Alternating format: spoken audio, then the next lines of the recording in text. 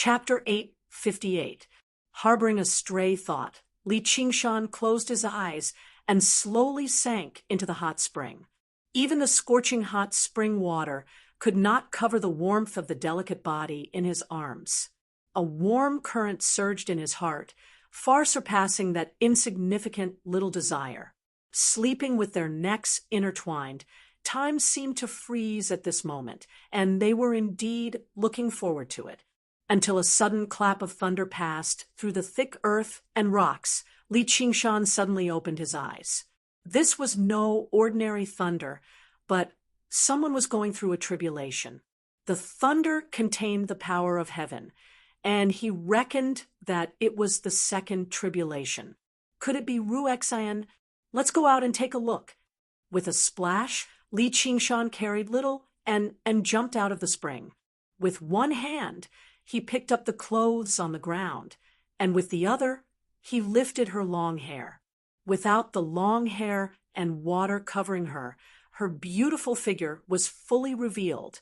Li Qingshan's breath paused for a moment, and he did not shy away from admiring her for a while before continuing to dress her.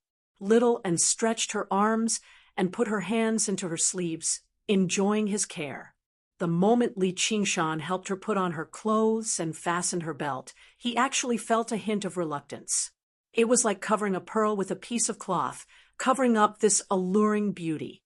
However, when he thought about it again, the pearl belonged to him, so he came to an understanding. And shoes.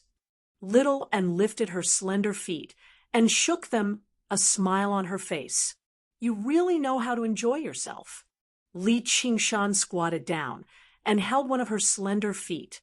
They were so full that they could not bear to be held in one hand, and the light pink cardamom dot on her feet was unexpectedly beautiful. He could not help but play with it, and a bell-like laughter rang in his ears. He then helped her put on her shoes and socks. This should be fine, right? Li Qingshan was about to put on his clothes, but Little and stopped him and said with a smile, I'll let you enjoy yourself too. Instead, she turned around and began to serve him, but her actions were indescribably gentle and delicate, tidying up his clothes meticulously. Looking at her serious expression, Li Qingshan also felt at peace. While putting on his shoes, she secretly tickled the soles of his feet. Before he could laugh, she laughed first. When they returned to Ba Huang Palace, Little and did not follow Li Qingshan out to watch the heavenly tribulation. Instead, he stayed behind to cultivate. Li Qingshan had already sensed that the person undergoing the tribulation was not Ruexian. He went out to take a look, but it was the matriarch of a certain clan of night roamers. After so many years of arduous cultivation, she had finally made it to this step. Bolts of heavenly lightning shuttled through the void and bombarded a dark shadow. Although the process was rather thrilling, with the advantage of being a mutant and the many years of accumulation, he managed to survive the second heavenly tribulation without any mishaps. As a result, Li Qingshan gave her a dwelling on the main peak of Savage Mountain, as well as some pills. With Yi Mingzhu as an example, the mistress was very respectful. After thanking Li Qingshan for his reward, she returned to her cave abode to recuperate. Looks like I'll still need some time. Li Qingshan glanced at Ruexian's dwelling. He did not disturb her.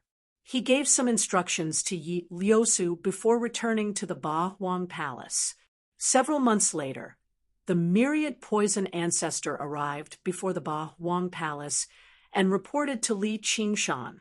Ruexian's plan to refine viruses had already reached a certain level, but she still needed to undergo the second heavenly tribulation and raise her plague ghost to another realm before she could actually carry it out. As a result, she entered secluded cultivation. She told me to pass this bottle of medicine to the king. The myriad poison ancestor offered up a small jade bottle. What's the medicine in here made of? Li Qingshan held the small jade bottle. It was all thanks to Ru Exion's medicine that balanced water and fire that he could comprehend the second innate ability of the phoenix at a critical moment this time. Otherwise, he would have taken a very long time to be reborn, and he would not have been able to merge with the demon heart. There are many materials used in this medicine. They're not particularly precious, but in my opinion, the most important ingredient is her heart blood. Heart blood. Li Qingshan seemed surprised, but he also seemed to understand. The heart blood the myriad poison ancestor mentioned obviously did not mean she had spent her heart blood, nor was it simply the blood of her heart. The heart was the dwelling of the soul, the master of the blood, the master of the meridians. It was extremely important to cultivators. Heart blood was also known as essence blood. During critical moments in battle, they would often bite the tip of their tongue and spray a mouthful of essence blood onto an arcane treasure or arcane artifact, which would greatly increase their power and turn the tables. However, it would also take quite a lot of damage to their cultivation. It could even lead to death.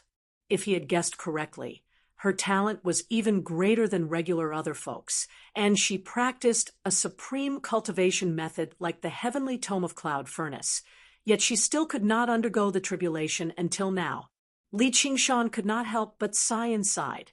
Although I've provided her with a lot of assistance in her cultivation, I've also dragged down her cultivation before I knew it. She clearly harbors a deep grievance that she can't let go of, but she'd rather fall out with me than let me take the risk with her. Why must she do this? After getting the myriad poison ancestor to continue practicing the scripture of the poison assimilating Ghost King, Li Qingshan returned to the hall. The samadhi flames of white bone that were as transparent as glass basically filled the entire hall. There were twisted faces of bone-eating shamans in there, but at a closer glance, there were only transparent white flames. It seemed like it was all an illusion. Little and sat in the flames. Her flesh and blood had become transparent too, almost to the point of nothingness. A set of shiny, white bones was clearly visible. Skeleton demons danced around him, clanging their teeth together like they were singing a terrifying ballad, but it was vaguely filled with Zen. A dragon's cry swam through the flames. Clearly, Little and had also integrated the chant of Devanaga into her cultivation of the path of white bone and great beauty. Li Qingshan stared at her for a very long time before shrugging helplessly in the end. He sat down and watched over her. It was said that the sight of great beauty reduced to white bones could make ordinary people understand that beneath the beautiful skin was terrifying white bones, and that all forms of beauty were nothing but an illusion. Unfortunately, when he looked at her white bones, he felt a sense of familiarity and fondness from the bottom of his heart. He did not feel any fear at all. He felt like every single bone gave off a different sense of beauty. It had to be mentioned that his sense of beauty had always been very problematic. He had always felt like his original form as a demon was even more domineering and cool than the handsome North Moon or the robust Li Qingshan. He was tempted to maintain his original form as a demon and run around the land between the mountains, naked. He had thought about it seriously before.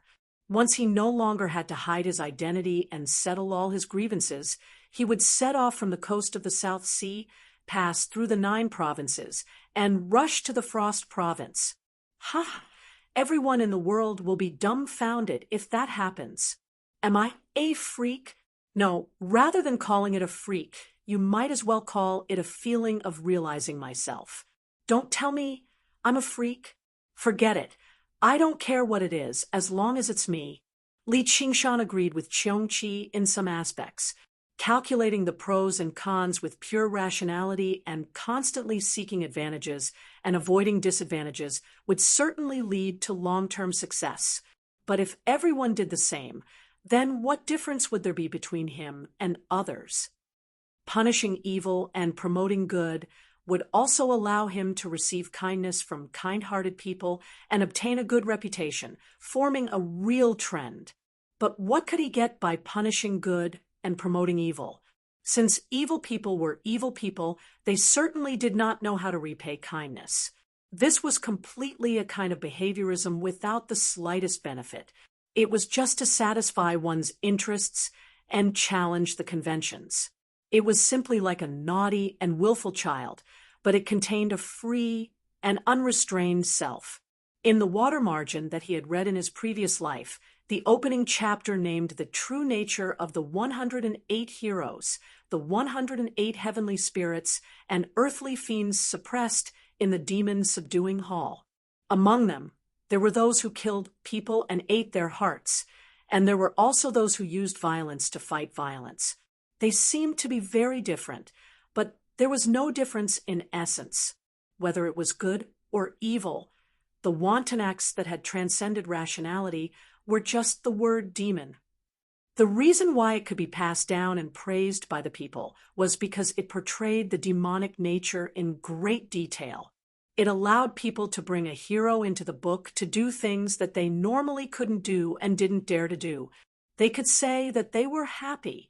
The demonic and divine, in the 9 transformations of the demonic and divine, are not just good and evil. The spirit turtle focuses on longevity and does not get involved in right and wrong, while the phoenix cherishes its feathers. Even if it doesn't do evil intentionally, it won't have the heroic spirit to stand up for injustice. Various thoughts flashed through Li Qingshan's head.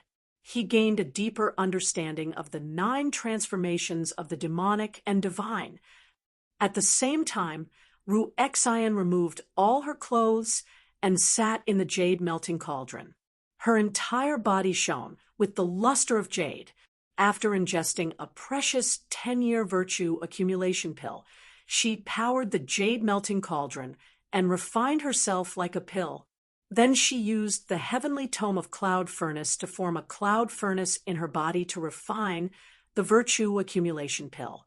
Alchemy focused on fire and water complementing each other. The jade melting cauldron spewed out water and fire. With a twist of her hands, she drew the water and fire into her palms. They actually fused together in a wondrous manner, turning into a cloud of fire that gradually spread over and swallowed her body. The power of water and fire actually surged out from the cloud furnace in her body as well, and it was much purer than the water and fire from the jade melting cauldron. They fused together, naturally, rapidly refining the virtue accumulation pill, let alone regular cultivators. Even if they could not do it like this. The violent effects of the pill immediately filled her limbs and bones. Even her body, which had turned into tough jade, almost exploded from the overload. There was no doubt that such a method of cultivation would require great pain. However, it was as if she had truly become an unconscious jade. Her expression did not change at all, and only her eyelashes trembled slightly. She was multitasking, controlling the jade melting cauldron to suppress the effects of the pill from the outside. At the same time, she used the heavenly tome of cloud furnace to refine her body while refining the virtue accumulation pill. At the same time, she had to balance the power of water and fire inside her body. She did not hesitate to push the speed of her cultivation to the extreme. If she was not careful, there would be the danger of the cauldron exploding. If that happened, it would not only be the jade melting cauldron that would explode, but the cloud furnace in her body would also explode. This was not because she was in a hurry to break through the second heavenly tribulation, but because she had to take a risk to cultivate the heavenly tome of cloud furnace. The history of the 9 states was vast. The heavenly tome of cloud furnace was not the only high-level cultivation method that had been passed down from beyond the heavens. The reason why it had not been passed down was that cultivators treated it like a treasure and refused to pass it on to others. It was also because the difficulty of cultivating it was not just ordinarily high, but also because the requirements for talent were not just ordinarily high. Even if one's talent was lucky enough to meet the requirements and overcome all difficulties, it was still extremely risky. It was unknown how many geniuses had died on this path. She did not know if Chu Tian had noticed something when she was saving him, but the heavenly tome of cloud furnace was extremely compatible with her. Her progress in cultivation was very fast. Of course, it was also thanks to the vast amount of resources that Li Qingshan had provided.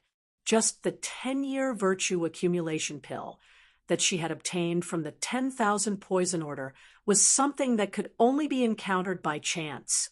There was no time in the cave. The sun and moon shuttled back and forth, and time flew by. She did not know how much time had passed. A thunderous sound came from the distant horizon. She opened her eyes.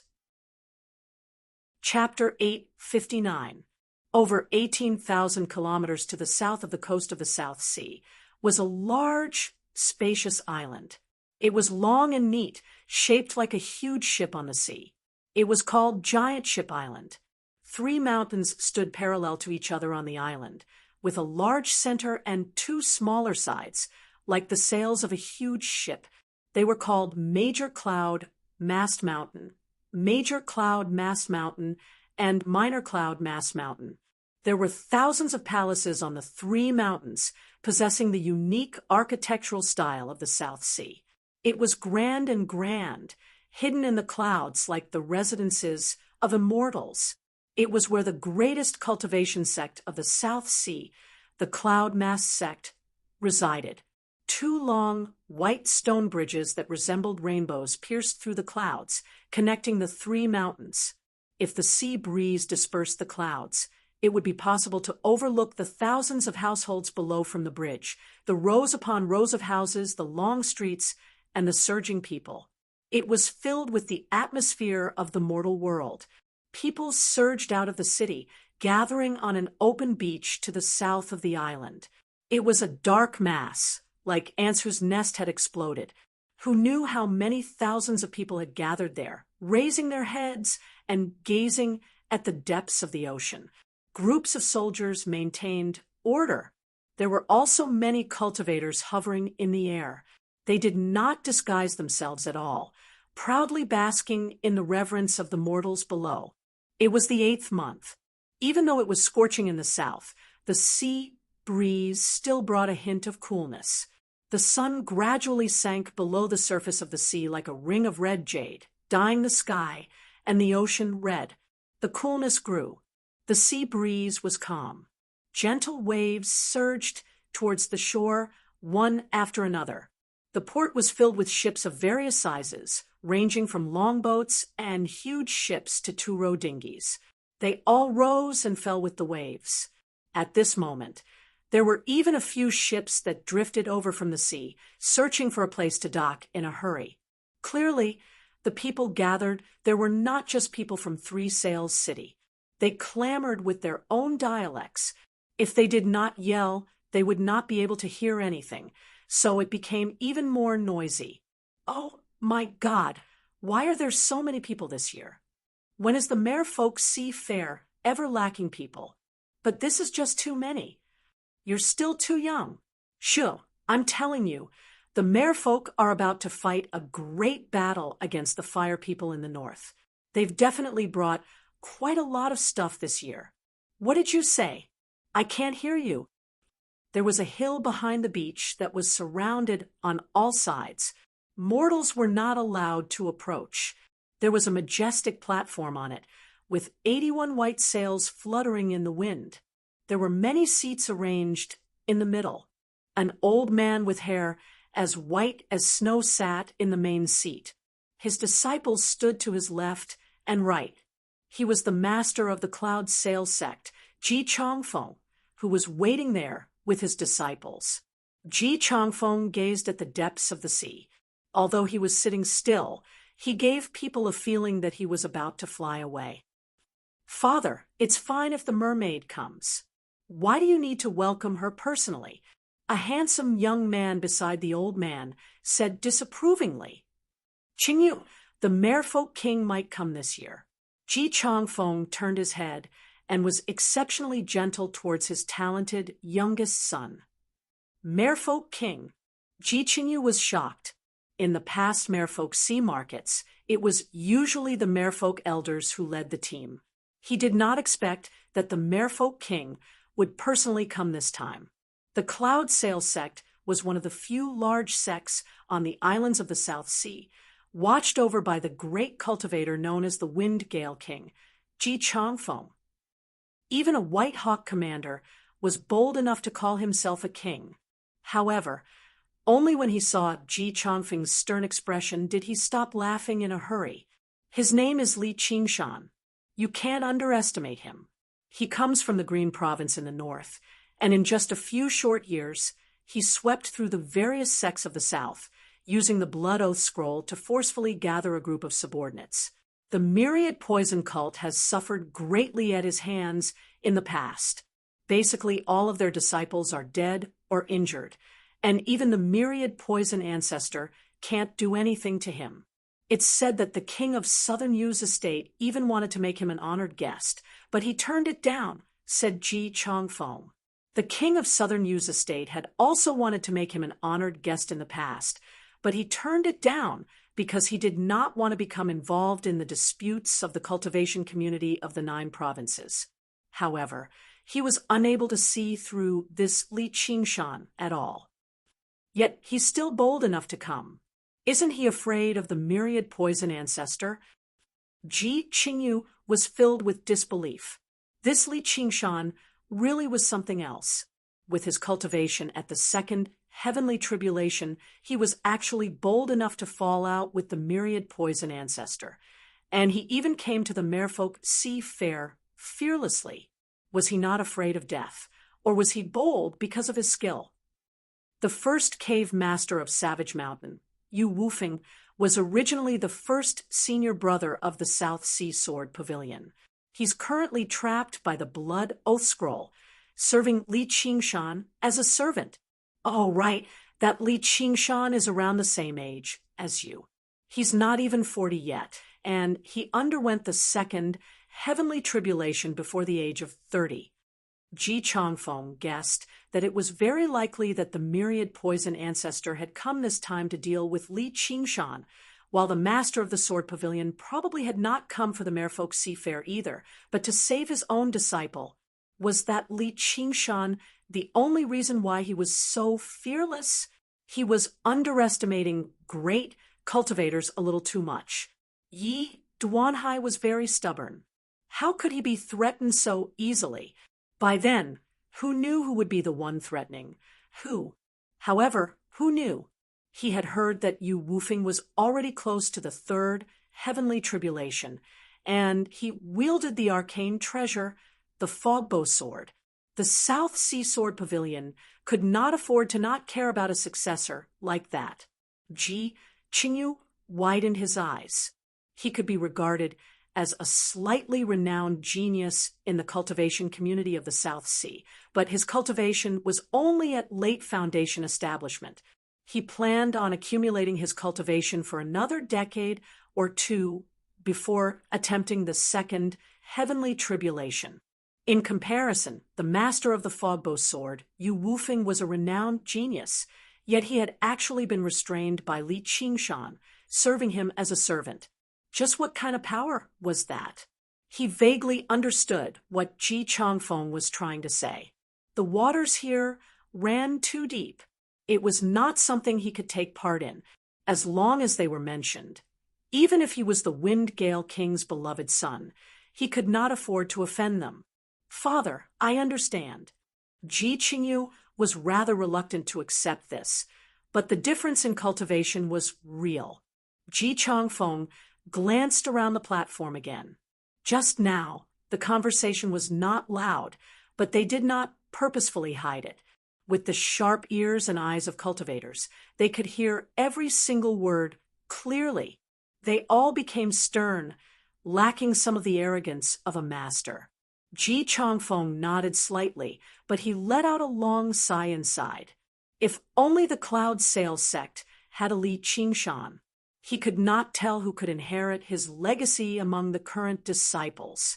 At the end of the day, the 9 provinces were the foundation of this world. At the very least, it was the foundation of human cultivation. The South Sea was vast, and there were many cultivators on the scattered islands, but there were barely any who could reach his realm of cultivation. Instead, there were quite a few water demon kings in the depths of the sea. The situation was completely reversed from the 9 provinces. The forces of other folk and demons far surpassed the forces of humans. This was something that could not be avoided. Unlike the merfolk and water demons, who were born with the sea as their home, humans still had to stand on the ground at the end of the day. Without billions of people, how were there thousands of cultivators? The islands of the South Sea were vast, with many cities and even countries, but their populations were extremely limited. Often, after years of hard work, a single storm could kill millions. Cultivators could still endure a natural disaster like that, but if a demon king wanted to change up his diet, it would immediately lead to the destruction of the entire sect. Even if some demon commanders took action, there were not a lot of cultivators who could stop them. Of course, there were actually not a lot of cultivators who were so unlucky. Water demons were used to eating fish and prawns, so they might not be willing to switch to eating humans. The South Sea was far too vast, and the islands were scattered far too widely, so there were not as many conflicts. Regular cultivators could live in relatively peace. They could just casually occupy an island and cultivate. Being self-sufficient was not difficult, so there were a lot of hidden cultivators and independent cultivators. However, they faced another problem. The resources were far too limited and communication was far too lacking. As a result, the development of the cultivation community could not compare to the 9 provinces. The South Sea Sword Pavilion had always maintained a connection with the Mist Province, constantly fighting against the myriad poison cult. It seemed like a pointless loss, but the legacies of every single master of the Sword Pavilion had never been severed. As Ji Changfeng pondered, the last ray of light was about to disperse.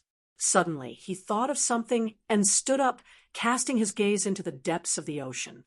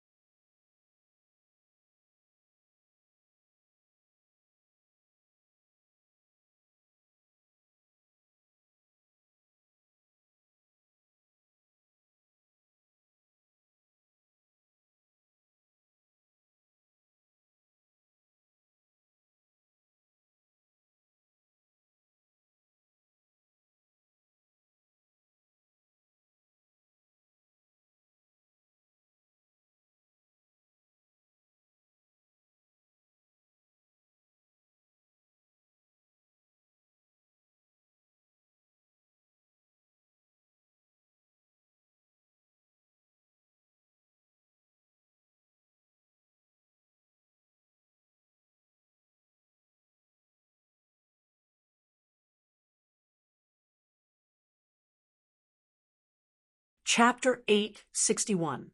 The wind suddenly began to surge, and the sea surged with it. The fierce wind swept the waves towards the shore, and the ships in the port rocked and struggled in the great waves. The larger ships barely managed to maintain their balance, while a few smaller ships directly capsized, leading to cries from the crowd. "Oh, my ship!" But very soon, no one paid any more attention to the ships. The wind blew even more violently, making it difficult for people to stand still. The crowd fell backwards like a wave of wheat.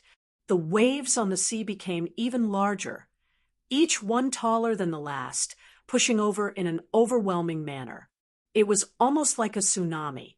Many unlucky people who approached the shore were directly sucked into the huge waves, dying a violent death.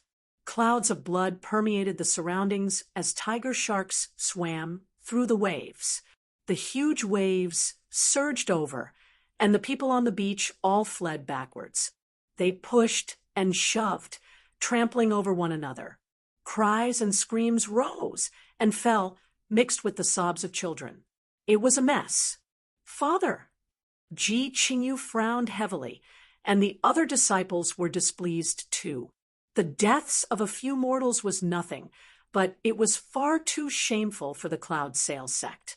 In the past, mortals would die in every seafair, but there would never be such a great storm, nor would there be so much chaos. When the Merfolk King sets out, there will naturally be wind and waves accompanying her. Ji Changfeng raised his hand, gesturing for Ji Qingyu to calm down. He even smiled. He felt slightly irritated, but it was not for the merfolk, but for the mortals under his rule. The mortals of Three Sail City had truly lived in peace under the protection of the Cloud Sail sect for far too long. There were actually so many unrelated people who had come to watch the show this time. Did they really think they could do whatever they wanted just because they had the numbers advantage? So be it if they treated the merfolk, the hegemon of the South Sea, as outsiders. But there were actually people who were bold enough to discuss the taste of merfolk meat despite clearly knowing that the merfolk were about to arrive. They even spouted obscenities. They really did not know what was good for them.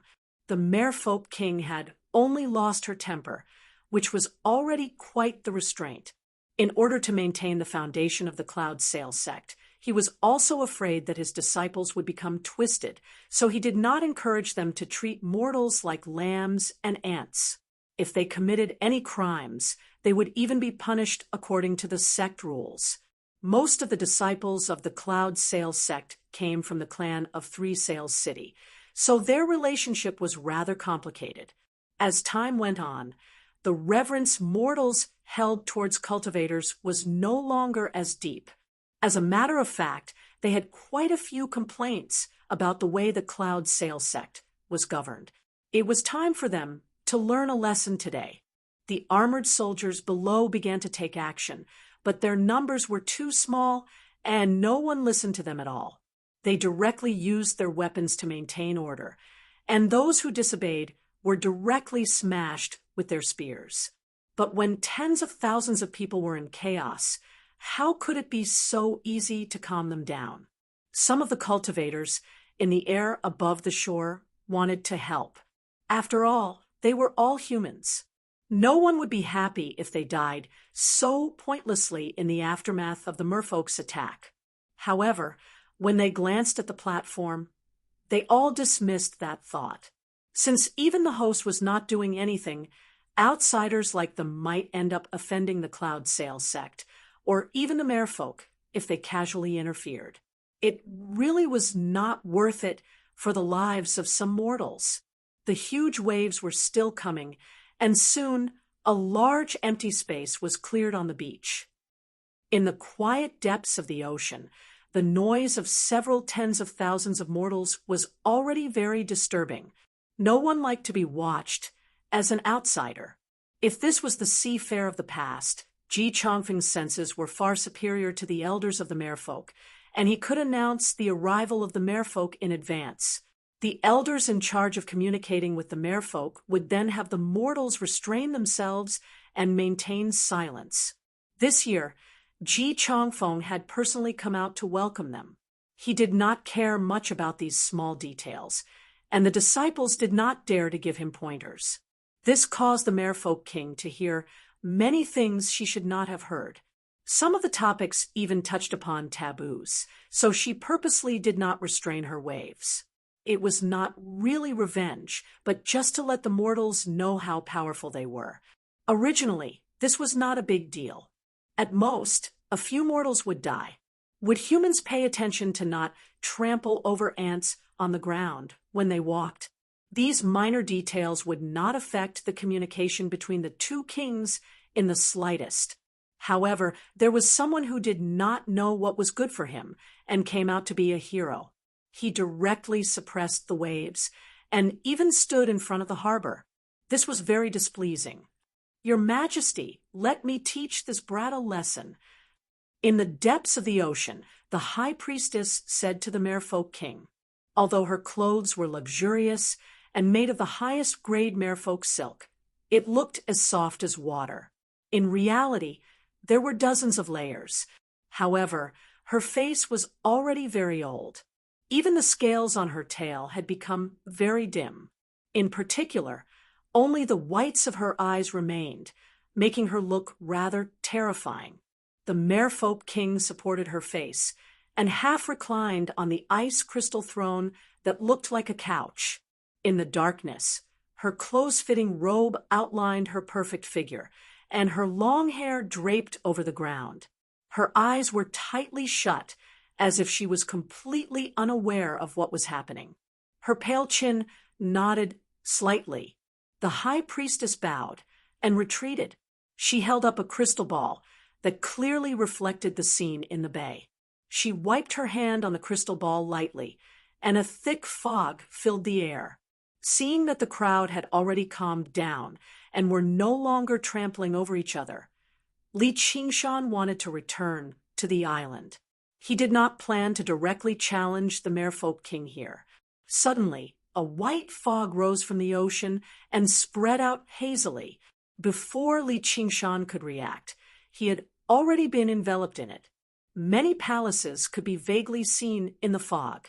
They had red walls and golden tiles. The eaves and corners were arched, and they looked very realistic.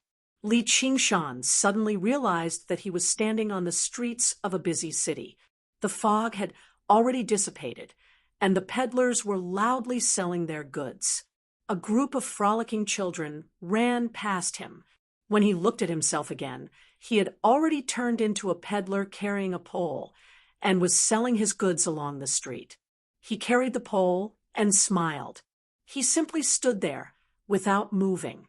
Among the 5 elements, the water spirit was the most unpredictable. There were many illusions among the water spells that could confuse people's minds. As an innate water spirit, the merfolk were naturally very skilled in these illusions. The fog was somewhat similar to the Clam King of Mirage Sea's Clam Chi, but after his trip to the Mirage Sea, these illusions were like child's play when he looked at them. They could not shake his resolve at all. The illusions changed. Suddenly, it was an alluring paradise.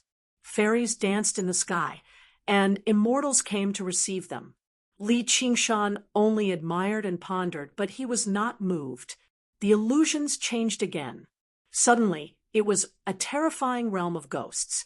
Evil spirits and yakshas lunged at him, but Li Qingshan did not dodge. He allowed the evil spirits to lunge at him, and then they turned into fog and dispersed.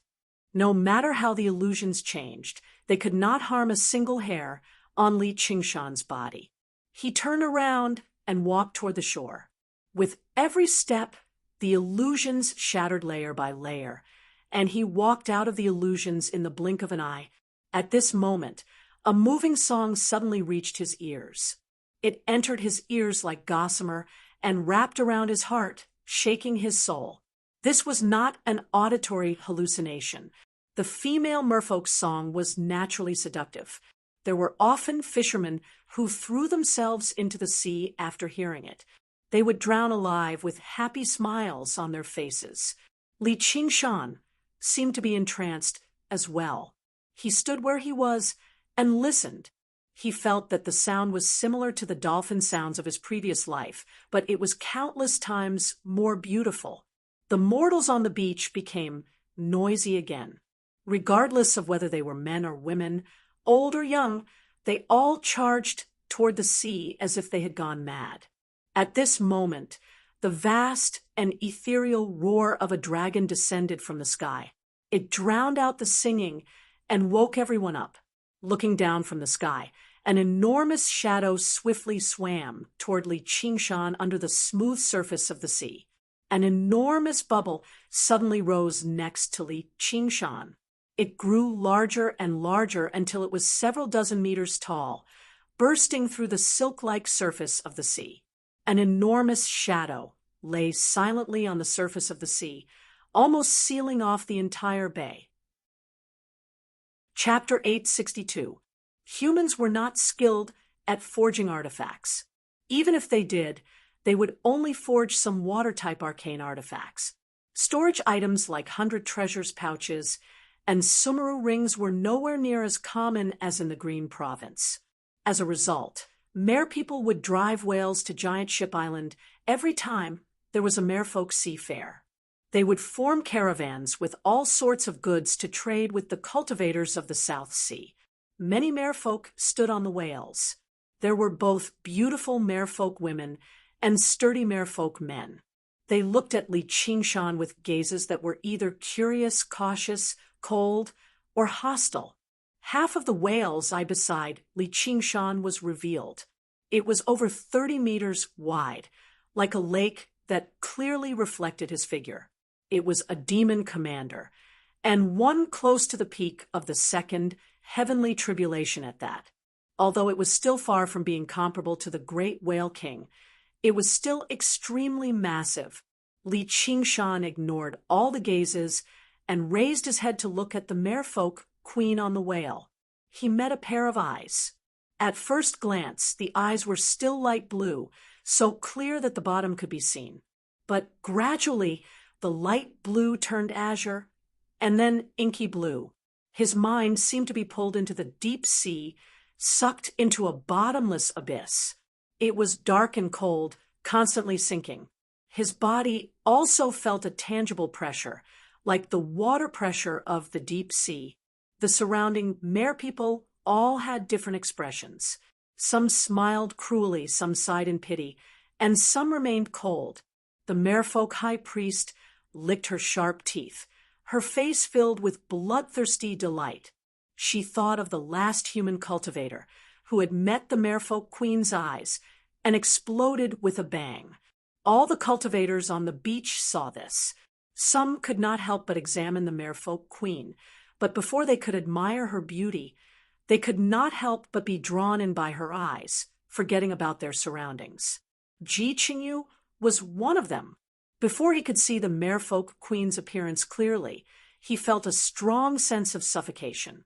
He was like a mortal who did not know how to swim, or even the terror of being on the brink of death.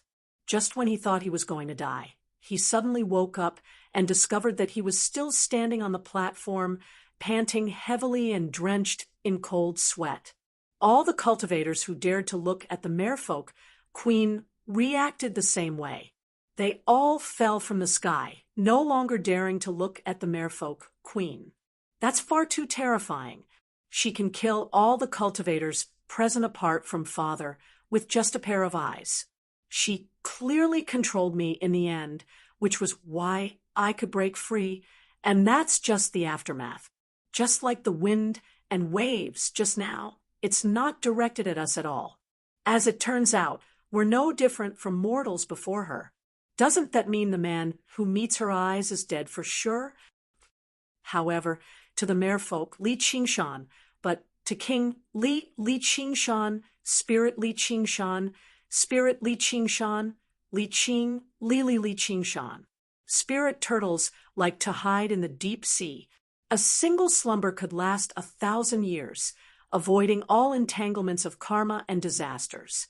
The spirit, and in with the spirit, and spirit, li, and spirit.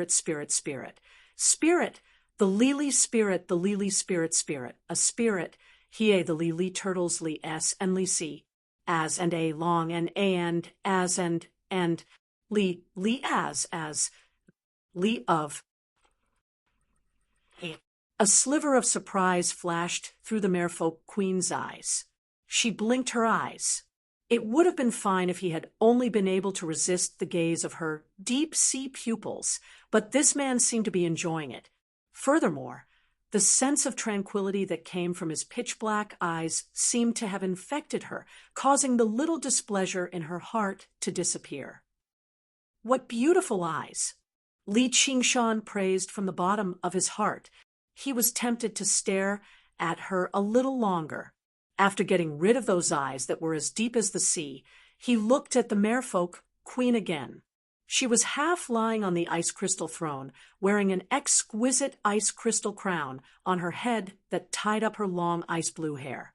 Her slender neck was also wearing a gorgeous ice crystal necklace that hung down to her breasts. Her mermaid silk dress hung down to the bottom of the throne and was also decorated with many ice crystals. One of the long fishtail could be vaguely seen.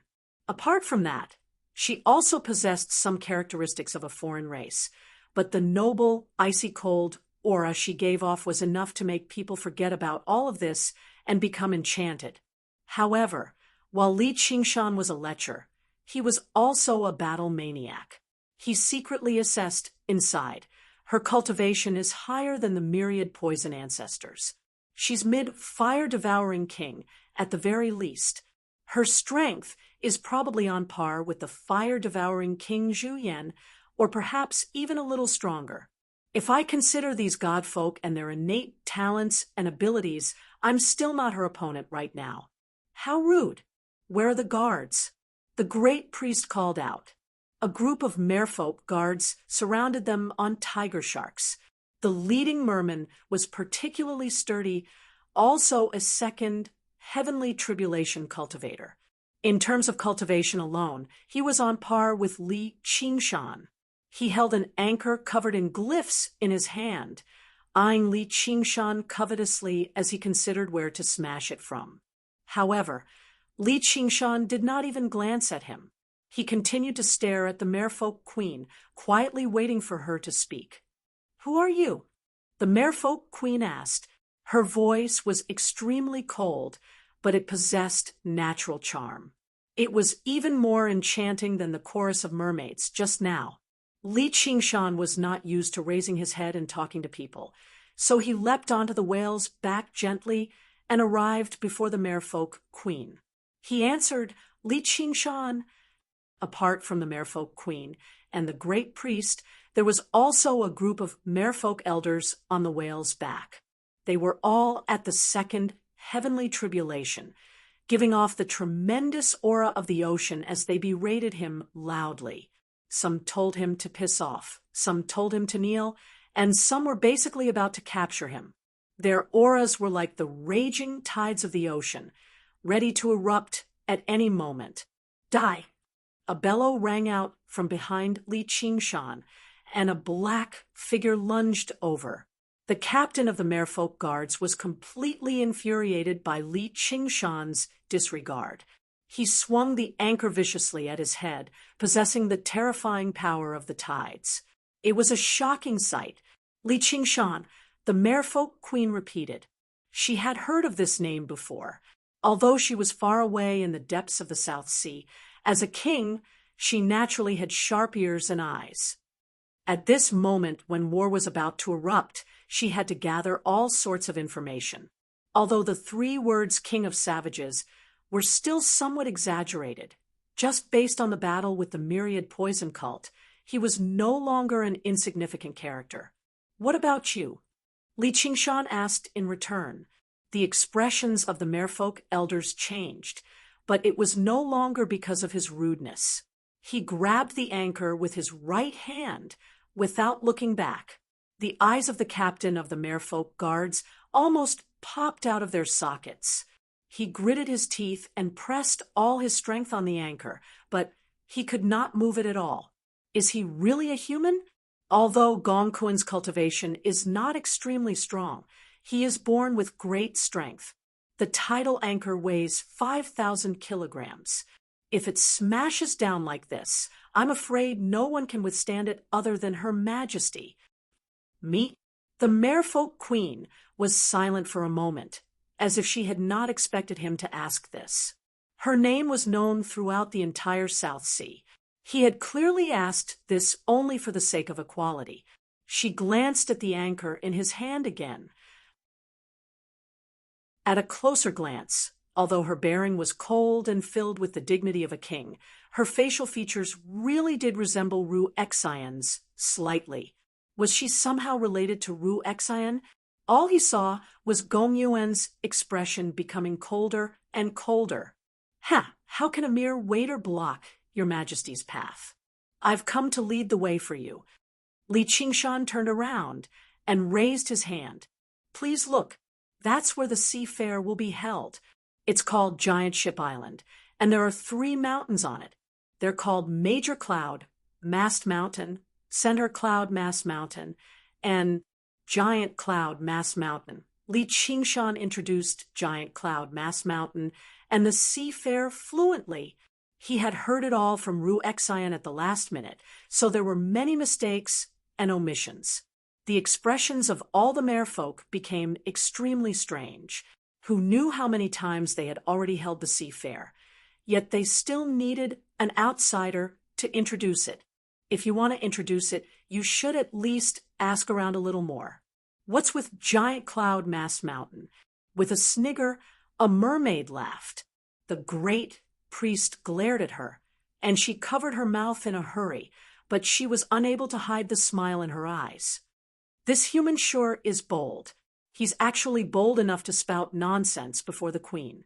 He might not be handsome, but he's rather interesting. And even that vicious bastard, Gong Kuan, isn't his opponent. Look over there. That's the sect master of Cloud, Mast Mountain, fellow Ji Changfeng. He's known as the Wind Gale King, and he wields the Philian flag." Li Qingshan smiled at the laughing mermaid before pointing at the platform on the beach. The corner of Ji Changfeng's eye twitched. Not only did Li Qingshan not say anything bad about him, but he even praised him very highly instead, saying things like the Wind Gale King shakes the South Sea with his might, and even the King of Southern Yu has to show him some respect. However, he felt indescribably irritated.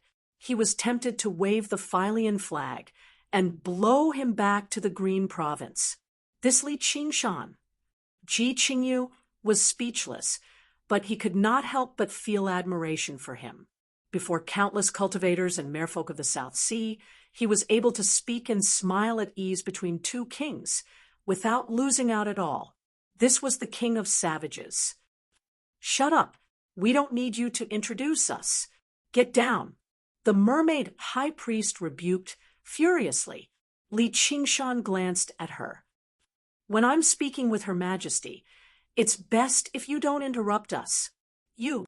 Ji Changfeng felt like he could not keep watching like this. He coughed lightly and clasped his hands. "Fellow Gong, long time no see, and, my friends, you've come from afar, so I've failed to welcome you. Please enter the port. And this, little friend, thank you for your introduction. That's enough. Don't make everyone wait too long." After a moment of hesitation, he still ended up referring to Li Qingshan as a little friend. This form of address contained a sense of treating him as an equal, but it was also not a fellow on equal footing. "You're far too polite, old friend. I've basically said everything. Since you don't need me, I'll be taking my leave first." Li Qingshan clasped his hands at Ji Changfeng. Although he was slightly surprised, he had already achieved his objective. This sort of acknowledgement seemed like an empty title, but it was actually extremely important. It was directly related to a series of plans. "I must say, as a king of a race, Your Majesty's breadth of mind far surpasses that bastard Zhu Yan's." "Hold on. You've met Zhu Yan?" Li Qingshan said. He was about to leave when Gong Yuan, who had been cold the entire time, finally changed. "I've met him once, but it wasn't a pleasant experience." Li Qingshan shrugged. Gong Yuan seemed to be in thought. She glanced at Li Qingshan deeply. "Little Li II, You stay here and enter the port with us. It's an honor, but if you can change the way you refer to me, I'll enter the port. Gong Yuan ordered, and the blue whale swam towards the port. Li Qingshan shook his head. He turned around and arrived on the blue whale's head, standing against the wind. Interacting with this merfolk queen was much smoother than interacting with the fire-devouring king. While other folk were favored by the heavens, they were also influenced by their natural elemental attributes, especially the 7 great other folk races. The Yin attribute night roamers were sinister and mysterious, while the fire attribute fire devourers were violent and easily angered, while the water attribute merfolk were a little more gentle and tolerant. Of course, this was only in comparison. The merfolk queen was ice-cold and deep, like the ocean abyss. She was definitely not someone easy to deal with. The main reason why she was willing to tolerate his rudeness was because of his strength and background. The battle against the myriad poison cult played a decisive role too. There were also strange fish with tentacles on their heads that seemed like lanterns, as well as shrimps that flickered and swam about like fireflies. They seemed to scatter a handful of stars in the water, illuminating the sea magnificently. What was even more dazzling was the backs of the whales. Deep-sea pearls were stored in baskets made from coral and seaweed. They shone with a pure, white, and gentle light. The pearls were multicolored, competing with one another for beauty. The most eye-catching thing was a coral mountain the size of a fake mountain. Its colors constantly changed in a dazzling manner. The huge whales seemed to be carrying the treasures of the entire world, competing with the bright moon and stars in the sky. Clouds and mist rose up from the surface of the sea. The merfolk rode on the clouds, moving the dazzling array of marine goods from the backs of the whales onto the soft clouds, drifting to the beach with the sea breeze. Although merfolk could conjure legs, most of them were not used to the feeling of having a split tail. The disciples of the Cloud Sail sect came over to receive them. They were in charge of registering the goods and classifying them before sending them to the Sky Sea Pavilion on Little Cloud Sail Mountain for people to choose from. However, the most eye-catching things were the beautiful merfolk women. Every single one of them was a beauty created by the heavens, but they were all beautiful in their own way. They did not follow the etiquette of the human world, laughing and joking freely, but they did not seem unrestrained at all. They seemed pure and innocent. Under the encirclement of the clouds and the illumination of the treasures, the bay seemed to become a paradise. Let alone the mortals, even the cultivators were unable to shift their gazes away. Li Qingshan was used to this, so he was amazed too.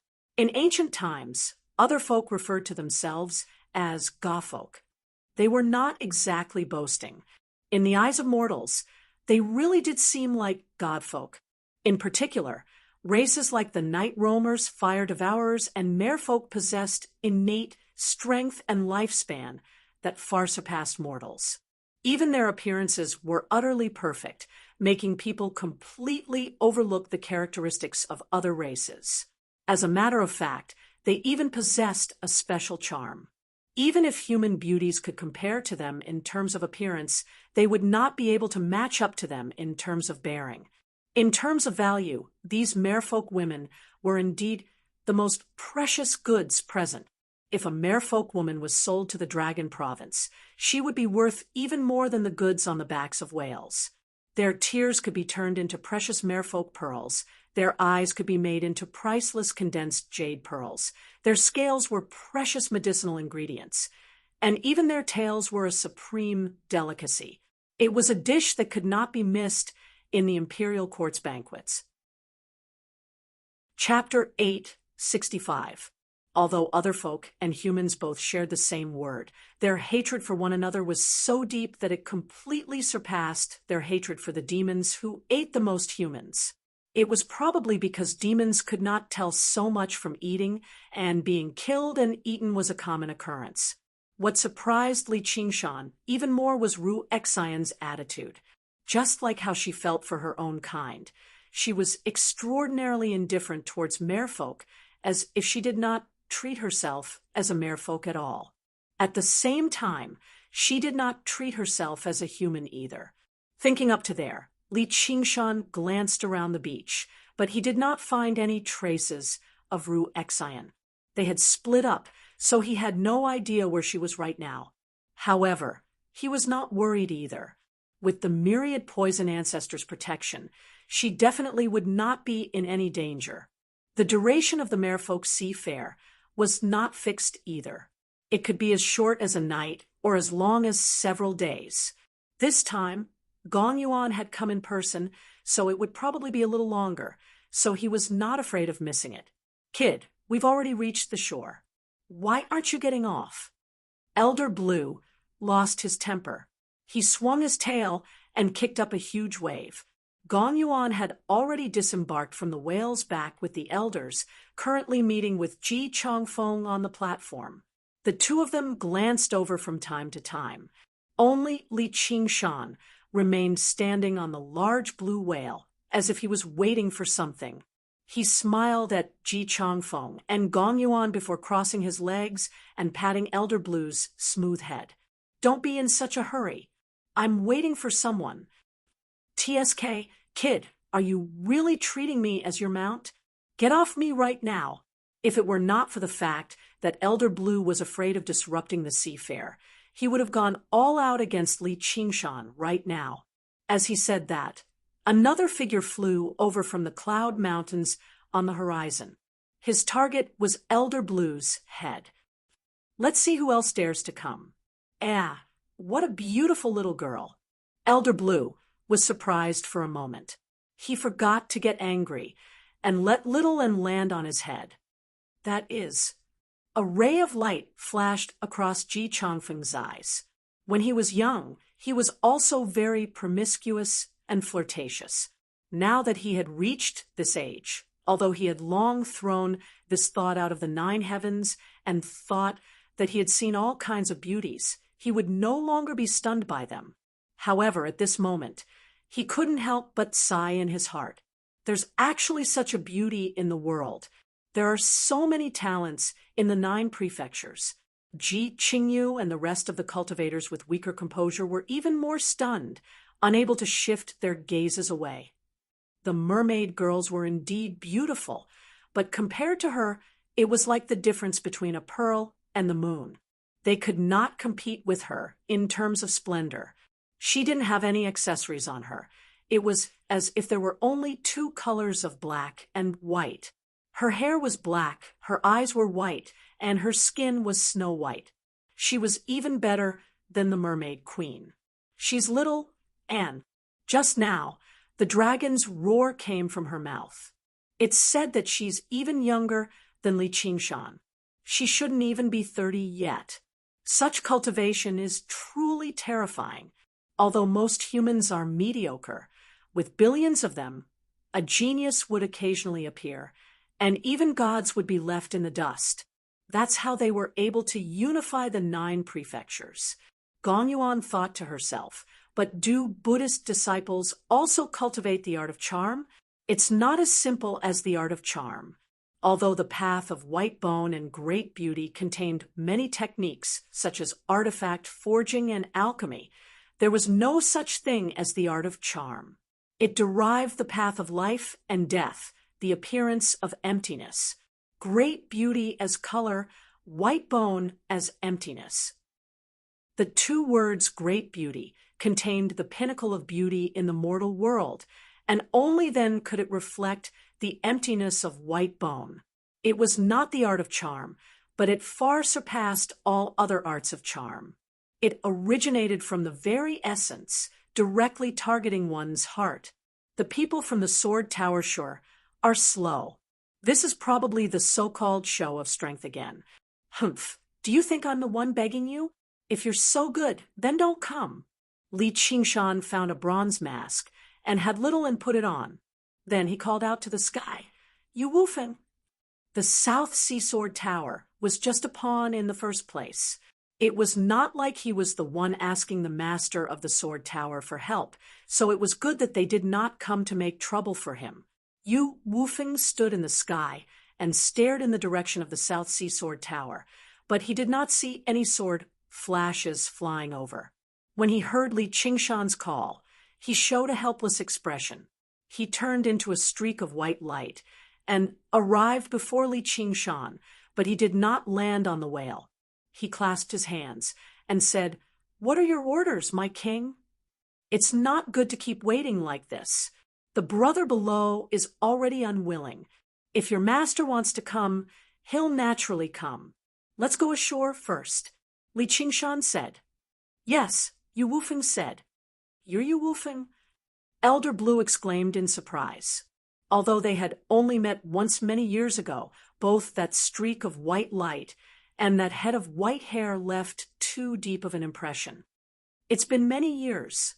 I didn't think Elder Blue would still remember me." Yu Wufeng smiled. After little and put on the mask, he had just caused a wave of disappointment.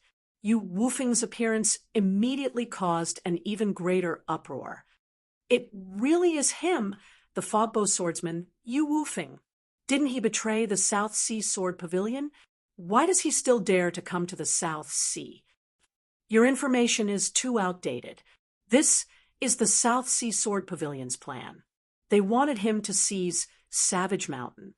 However, they never thought that this Li Qingshan would interfere. Not only did he fail to become king of savages, but he even lost himself in it." Yu Wufeng sighed inside when he heard these discussions. When he looked back, there were quite a few familiar faces among the South Sea cultivators on the beach. Just now, he was unwilling to come down because there were too many familiar faces below. However, he was calm now, clasping his hands from afar to show that he had met them. Almost all the cultivators returned the greeting from afar. In terms of reputation among the South Sea cultivators, Yu Wufeng was much more renowned than Li Qingshan. He had been a great genius in the past, wielding the fogbow sword and roaming the South Sea alone. He had been in the limelight for a time. Afterwards, he betrayed the South Sea Sword Pavilion and became the first cave master of Savage Mountain, which added to his legend. Now that he had returned to the South Sea, the fogbow sword was still the same, but his cultivation had improved. He was only a step away, which should have been something worthy of celebration. However, he had been bound by the blood oath scroll and become someone else's slave. How could people not sigh emotionally? A few of Yu Wufeng's old friends made their way over as soon as they saw him, but when they saw him refer to Li Qingshan as king and stand behind him silently, they all stopped and hesitated. They felt very conflicted inside. They would rather they had never seen this. "Wufeng, you're quite popular in the South Sea," Li Qingshan smiled. "My king, don't look at how I am now. I was once a swordsman too. With this meter-long sword, I saved people from danger," Yu Wufeng said. Yu Wufeng said, after experiencing the various matters, he had already accepted Li Qingshan wholeheartedly. In particular, the myriad poison ancestors' fate delighted him greatly. He no longer considered becoming enemies with Li Qingshan anymore. This was not because he feared Li Qingshan's strength as a sword cultivator. If he did not possess a staunch and unyielding character that would rather break than bend, it would have been impossible for him to reach his current level of cultivation. He accepted Li Qingshan out of admiration and recognition. "Yeah, you don't seem like a demonic cultivator to me. Don't worry. Even if your master doesn't come, I'll remove the blood oath in the future." Li Qingshan patted his shoulder. Someone like him had not taken the initiative to become enemies with him, nor was he a demonic cultivator who was guilty of countless crimes. If it were possible, Li Qingshan was willing to let him continue down the path of cultivation. Then thank you, my king. If I'm lucky enough to undergo the third heavenly tribulation, I'll definitely repay you." What Yu Wufeng feared the most was that Li Qingshan would use the blood oath scroll to suppress him for the rest of his life. Suddenly receiving this promise, he could not help but be taken aback. He knew that Li Qingshan was not a person who kept his promises easily, so he could not help but admire his breadth of mind. If it were someone else, even if they had no use for Yu Wufeng, they would never spare him so easily, afraid that he would take revenge after undergoing the third heavenly tribulation. However, Li Qingshan was not afraid. His breadth of mind and boldness originated from absolute confidence. Once he underwent the third heavenly tribulation, even if Yu Wufeng fell out with him, all he would have to do was kill him with a single punch. I hope it's not revenge. Li Qingshan smiled. He believed in his own insight. As a genius sword cultivator, Yu Wufeng was not a petty person like that. If the gentleman of heavenly blubber or some other demonic cultivator were in his position, he would never have done this. Even if it was a promise, it would probably be a bluff. Never. I can swear on my heart of the sword that I'll never become your enemy. Actually, we shouldn't have been enemies in the first place. It's all just a coincidence and fate. However, that's not necessarily a bad thing. I'm in a hurry to return to the South Sea Sword Pavilion, so actually the chances of me undergoing the tribulation aren't great. Perhaps it's my fortune, instead, that I've been dealt this blow and tempered a little more. I only hope that we can speak as equals when the time comes. I don't have to call you king anymore. Yu Wufeng said from the bottom of his heart. If he cast aside their conflict, everything that Li Qingshan had done in the Mist Province, subduing the cave master of Savage Mountain, sweeping through the demons of the south, destroying the myriad poison cult, and slaughtering 100,000 bone-eating shamans, were all things that he wanted to do, but could not. Even if he underwent the third heavenly tribulation and became a great sword cultivator, he would not be able to subdue the myriad poison ancestor, nor would he be bold enough to fall out with the bone-eating shaman king. If he had a choice, he would be extremely willing to befriend Li Qingshan. Sure, actually, I don't want to trample on others and abuse my authority, but there are some people who won't treat you as a human if you don't trample on them. Li Qingshan shook his head. Because he had once ridden on Brother Ox's back, he refused to lower his head to anyone. It was also exactly because he had witnessed Brother Ox's strength that he understood how distant the 9 heavens were, which was why it was very difficult for him to develop the mentality of a so-called expert who treated mortals like ants. Looking down from above, he was just a slightly stronger ant. He had just gained some strength, yet he thought he was impressive, acting all high and mighty. Even he himself found it embarrassing. He had only stood before the Merfolk Queen and said a few words normally, yet he had been labeled as arrogant. He had only called Zhu Yan fellow, yet he had been mocked without restraint. Just who was the arrogant one here? Yu Wufeng felt ashamed. If he had conversed with Zhu Yan as an equal in the past, it would have never ended up like this. He had been confident in his strength and possessed a geographical advantage, so he did not take Li Qingshan seriously at all. He even blamed him for ruining his plans on Savage Mountain. In the end, he only thought of befriending him after being trampled underfoot, which basically answered what he had said. Get down here. Elder Blue flew into a rage. It's not like I'm talking about you. All right. I'll get down right now. Li Qingshan suddenly discovered that if he said that from Elder Blue's head, he would really be pointing at a bald man and scolding a monk. He had been implicated while he was doing nothing. The rumors really are true. His current cultivation is actually a little more powerful than I anticipated. He really is a genius of the sword. Who can give up on a disciple like that so easily? If my sect had a successor like that, I'd probably have to agree to whatever conditions Li Qingshan brings up. It'll be enough to ensure that the Cloud Sail sect remains in power for a millennium. Yi Duanhai's in for a headache. As Ji Changfeng pondered, He gave Ji Qingyu a meaningful look. Ji Qingyu flew over. I am Ji Qingyu. I've come under the sect master's orders to invite the three of you to the platform. He could not help but glance at Little and again, meeting Yu Tong behind the bronze mask before immediately shifting his gaze. Chapter 866. Looks like your master still cares quite a bit about you, Li Qingshan said to Yu Wufeng with a smile. Yu Wufeng subconsciously tightened his grip on the hilt of his sword and gave an almost undetectable grunt. That was his master, the ray of sword light that was grand and resplendent like a star seemed to have noticed Yu Wufeng's existence as well. It suddenly sped up like a shooting star that tore through the sky, leaving behind a long trail of light as it flew over.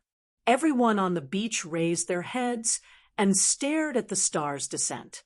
The resplendent light rapidly expanded in their vision, and in the blink of an eye, the star landed and turned into a middle-aged man. He had a grayish beard and wore a large cloak. He wore a tall crown on his head that was adorned with dark golden ornaments. His wide sleeves were folded before his chest, and he held a simple sword in his arms. He and his sword radiated with a stern, murderous aura. He was the master of the sword pavilion, Yi Duanhai. Master! Yu Wufeng took a few steps forward and knelt on one knee, leaning on his sword with his right hand. Rise! Yi Duanhai was so stern that he was almost cold.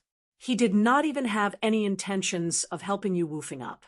However, the sea-splitting sword in his arms clearly thrummed, demonstrating his inner turmoil.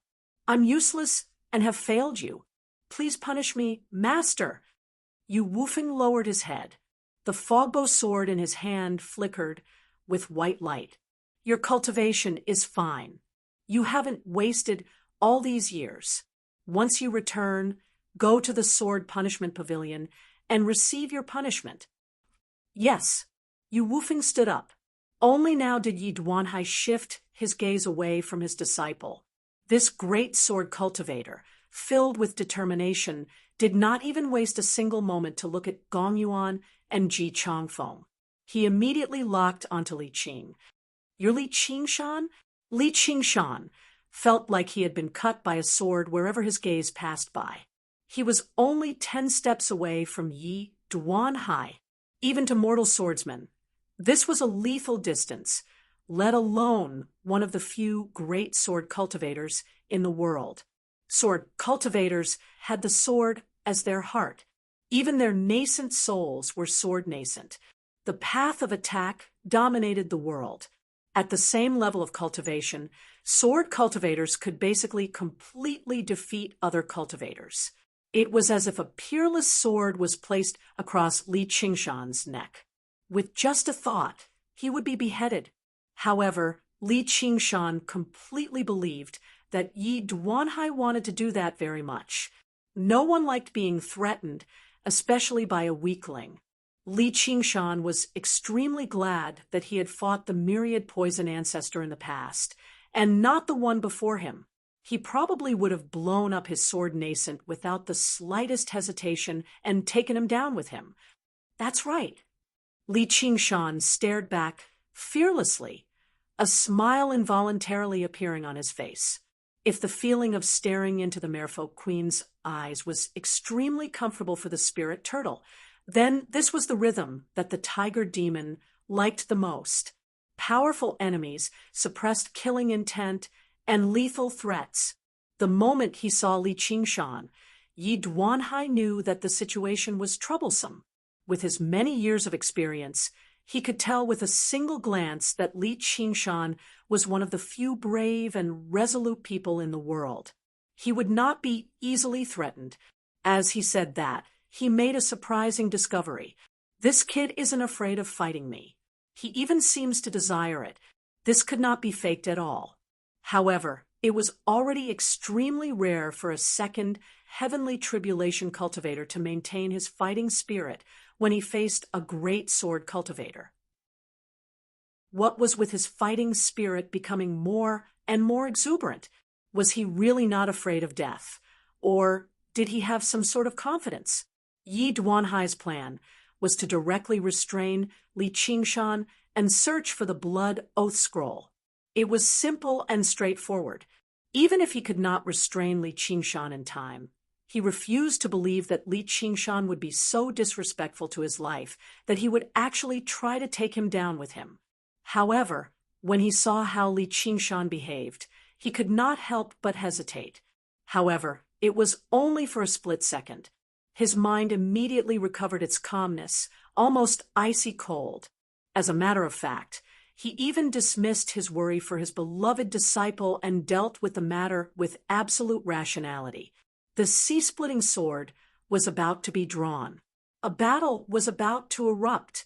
A figure suddenly stood between him and Li Qingshan. "Master, please reconsider." After receiving Li Qingshan's promise, Yu Wufeng felt much more at ease. At the same time, he made up his mind that he could not allow the South Sea Sword Pavilion to become enemies with Li Qingshan. Only he knew just how terrifying of an enemy he would be. Yi Duanhai frowned. No one knew a disciple better than a master. This disciple of his had never been someone who feared death. He would not back down from this gamble, just because his life was in danger. Very good. Yi Duanhai spat out those two words, as if they were gold before turning around and making his way towards the platform. This matter had to do with his disciple, as well as the future of the entire South Sea Sword Pavilion. After receiving such a clear warning, he would not stubbornly insist on taking the gamble. He was prepared to think of a countermeasure and observe the situation. It was not like Li Qingshan and Yu Wufeng were here, so the situation could not worsen.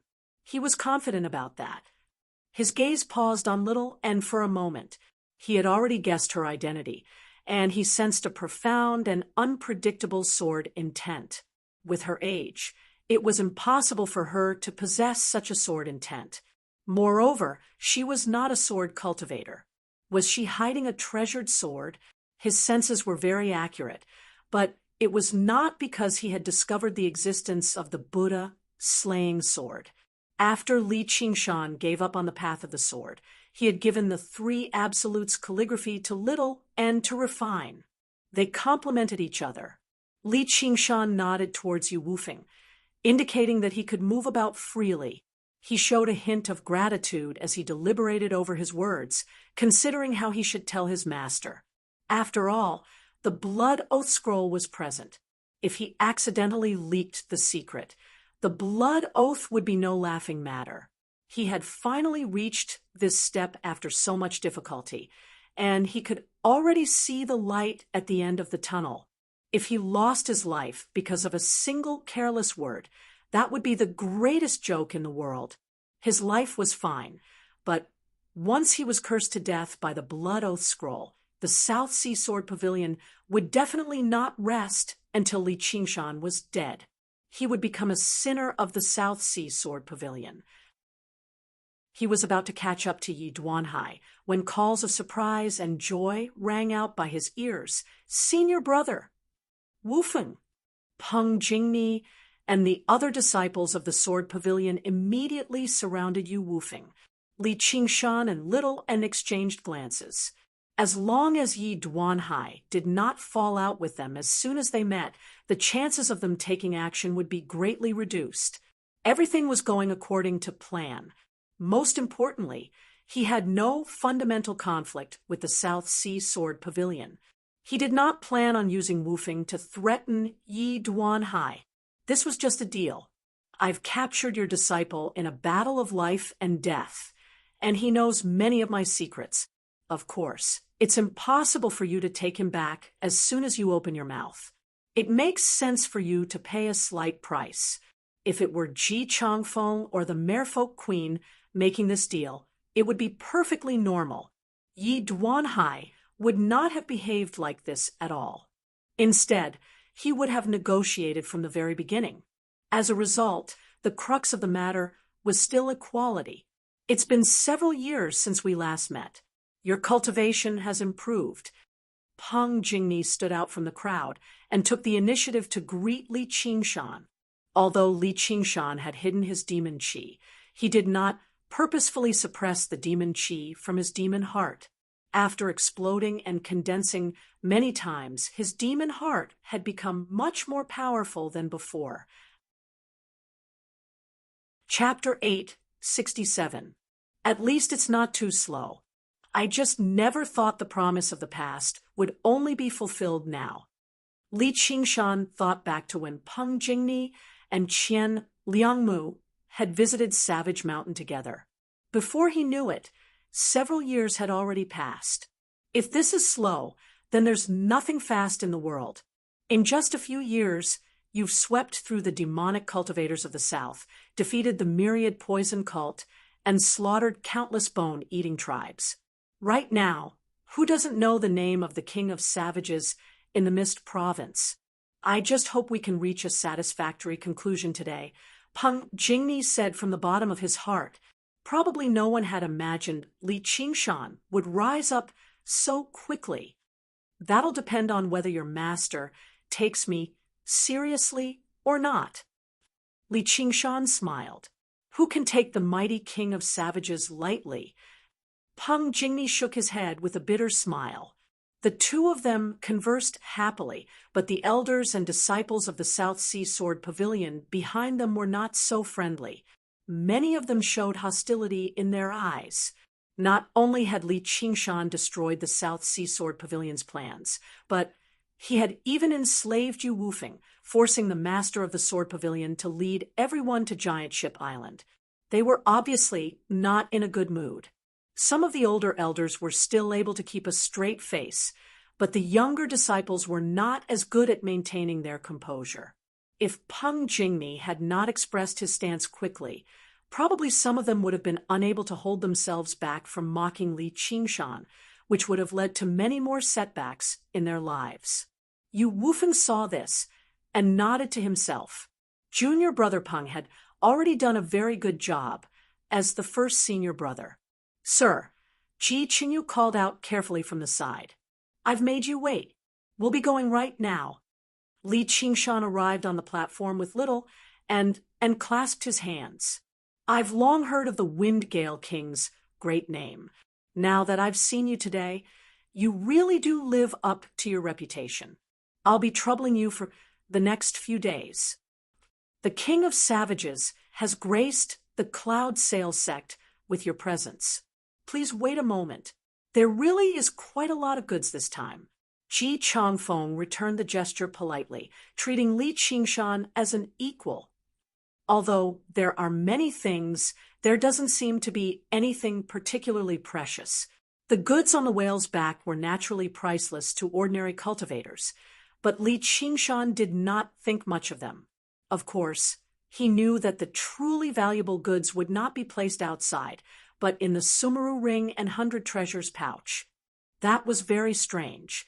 Could it be that the two great cultivators and the Merfolk Queen were here just to look at these common goods? The myriad poison ancestor had the right to do so, but according to the plan, the myriad poison ancestor would never appear at a time like this. This was clearly stated in the letter of visit, and the master of the Sword Pavilion definitely would not be willing to wait.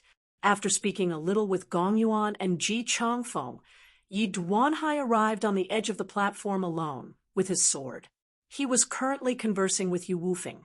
He was extremely serious, but he did not show any dissatisfaction at all. When the sea fair opens, fellow Taoist will naturally see it. However, fellow Taoist might not know this. Ji Changfeng paused for a moment. This time, the head butler of the Yu King's mansion, Mr. Ram, isn't he here? Yu Wangfu. Li Qingshan raised an eyebrow. This was not within his expectations. He had no idea whether it would affect the plan or not. Whatever. How could he calculate everything in life? He'd just take it one step at a time. In the northern sky, a mountain of clouds moved against the wind. Suddenly, a huge ship broke through the mountain of clouds, speeding over under the moonlight as it glowed with silver light. What a huge ship! Li Qingshan was taken aback. The huge ship was around 3,000 meters long, and it was rather similar to the soaring dragon ship. Its lines were even sharper and smoother, and it was 10 times larger than the soaring dragon ship. It hovered in the sky, like the sword of a god. It's the Silver Dragon King. Don't be fooled by its size. If it flies at full speed, it won't be much slower than Pavilion Master Ye's sword. Ji Changfeng was taken aback before introducing with a smile. However, Li Qingshan could clearly sense that his expression was no longer as carefree as just now, while Gong Yuan's gaze had become slightly colder. Yi Duanhai stopped talking with his disciple and stared at the incoming Silver Dragon King. He did not refute Ji Changfeng's words. The South Sea Sword Pavilion is relatively close to the Mist Province, but they've always maintained their independence. Yi Duanhai isn't an honored guest either. The Cloud Sail sect is isolated in the ocean, so they only need to maintain good relations with the merfolk of the South Sea. It's even less likely that they'll pay any attention to the King of Southern Yu. As for the merfolk, there's no need to even mention them. They've always hated humans, and they seem to have even clashed with the King of Southern Yu's estate in history. The three of them are all powerful figures in the world. Against a mere caretaker, a golden core cultivator who's a ram or a yu, they all have to get serious. The King of Southern Yu's influence is just too great. Oh, I forgot to include myself. I'm a genius cultivator from the enemy's camp, and I've clearly refused to become an honored guest of the King of Southern Yu's estate. Although the Banyan Tree King is keeping things in check, the King of Southern Yu definitely doesn't like me very much. If that's the case, we're all so-called outsiders. When Li Qingshan thought of that, he suddenly felt a chill inside. The creed of ambitious figures throughout history had always been, if you don't work for me, you'll be killed by me, and how can I allow someone else to sleep by my bedside? According to the Banyan Tree King's analysis of the situation in the Mist Province, the King of Southern Yu's estate had already begun gathering the strength of the Mist Province's cultivation community to prepare for the war that was drawing closer and closer. Right now, there was a group of rather powerful outsiders in the south, or even potential opposition. The King of Southern Yu would definitely be very tempted to make them all vanish. And through the merfolk see fair, they just happened to gather together. The Silver Dragon King drew closer and closer. It was clearly an inanimate object, yet it gave off a great pressure. After Ji Changfeng said that it was very fast, he lost interest in talking. However, Li Qingshan knew that regular soaring dragon ships were not renowned for their speed. Instead, they were renowned for their indestructible defenses and terrifying destructive power. He doubted whether they could take down this thing even if they worked together. Only a single person knew the answer among everyone present. It was not Ji Changfeng, Gong Yuan, or Yi Duanhai, but Little and, as the King's estate of the Green Province, also possessed a similar Scarlet Dragon King. And the answer was absolutely not. This was a war machine that great cultivators of Moism had created after expending tremendous amounts of time, effort, and materials that could be used to forge many arcane treasures. Compared to regular soaring dragon ships, it was like the difference between nascent soul cultivators and foundation establishment cultivators. Its purpose was not to deal with individual cultivators, but to destroy sections. If the Silver Dragon King launched an attack, the protective formation of the Cloud Sail sect would definitely fall. A single shot from the main cannon of the Dragon's Roar would be enough. Just like how regular soaring dragon ships were equipped with a large number of puppet soldiers, the Silver Dragon King was no different.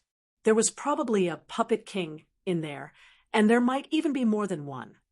Coupled with the price of hiring the great cultivators of Moism, even large sects would not be able to afford it, let alone a single cultivator. Only a king's estate that ruled over an entire province possessed the strength, but they could only create a single one. Chapter 869. If the situation doesn't look good, we'll retreat. Li Qingshan called out to Little, and secretly, whoosh, he tried using the spirit turtle to sense around, but he could not sense any danger. However, he dared not be careless either.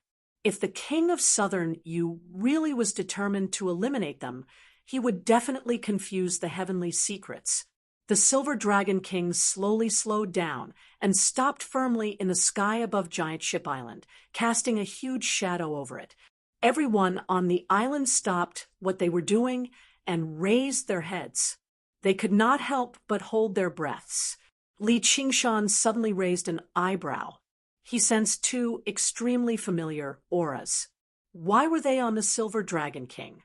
3 figures descended from above. The one in the middle was an old man with a goatee dressed like a scholar. The most eye-catching part was the pair of curved goat horns on his head, clearly possessing the bloodline of demons.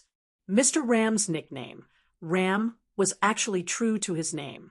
To the left and right of the head caretaker of the king of Southern Yu's estate were 2 people that Li Qingshan could not be more familiar with: the myriad poison ancestor and the masked Ru Exian. This was different from the plan. However, at least they did not directly start fighting without saying anything. Ji Changfeng clearly let out a sigh of relief, and the merfolk queen lowered her eyes too. Yi Duanhai gazed at the myriad poison ancestor and frowned. Why had he become a ghost cultivator? Although their auras didn't weaken and instead became stronger, this world was the Yang world, and ghost cultivators would be suppressed by nature. Therefore, even a world-famous sect like the mysterious dark sect would mainly control ghosts, and the cultivators would still retain their human bodies. The myriad poison ancestor shot a vicious glare back at him. Yi Duanhai looked away before exchanging glances with Yu Wufeng beside him. He thought about what he had said. Yu Wufeng had made it clear right from the beginning that he could not divulge Li Qingshan's secret because of the blood oath scroll. He asked for his master's understanding, but he had repeatedly expressed one thing very clearly, which was to never become enemies with Li Qingshan. Yi Duanhai understood his disciple's temperament extremely well.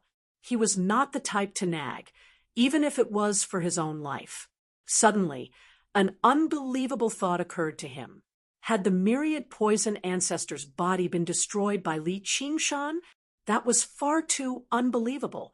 Had the myriad poison ancestor spent all his years living like a dog? So be it if he could not take down Savage Mountain, but his body had been destroyed by a junior, forcing him to become a ghost cultivator. The biggest problem was, how could he endure this? Please investigate clearly, Master. Yu Wufeng had a lot of things he wanted to say, but he didn't dare to say a single one. He didn't even dare to give too obvious a hint. He was very tempted to tell Yi Duanhai that the myriad poison ancestor's body had not just been destroyed. Instead, he had been completely subdued by Li Qingshan. However, even if he said that, Yi Duanhai probably would not believe him. My apologies. I've made everyone wait for a long time. Originally, the timing was just right, but I heard that an imperial official was also coming.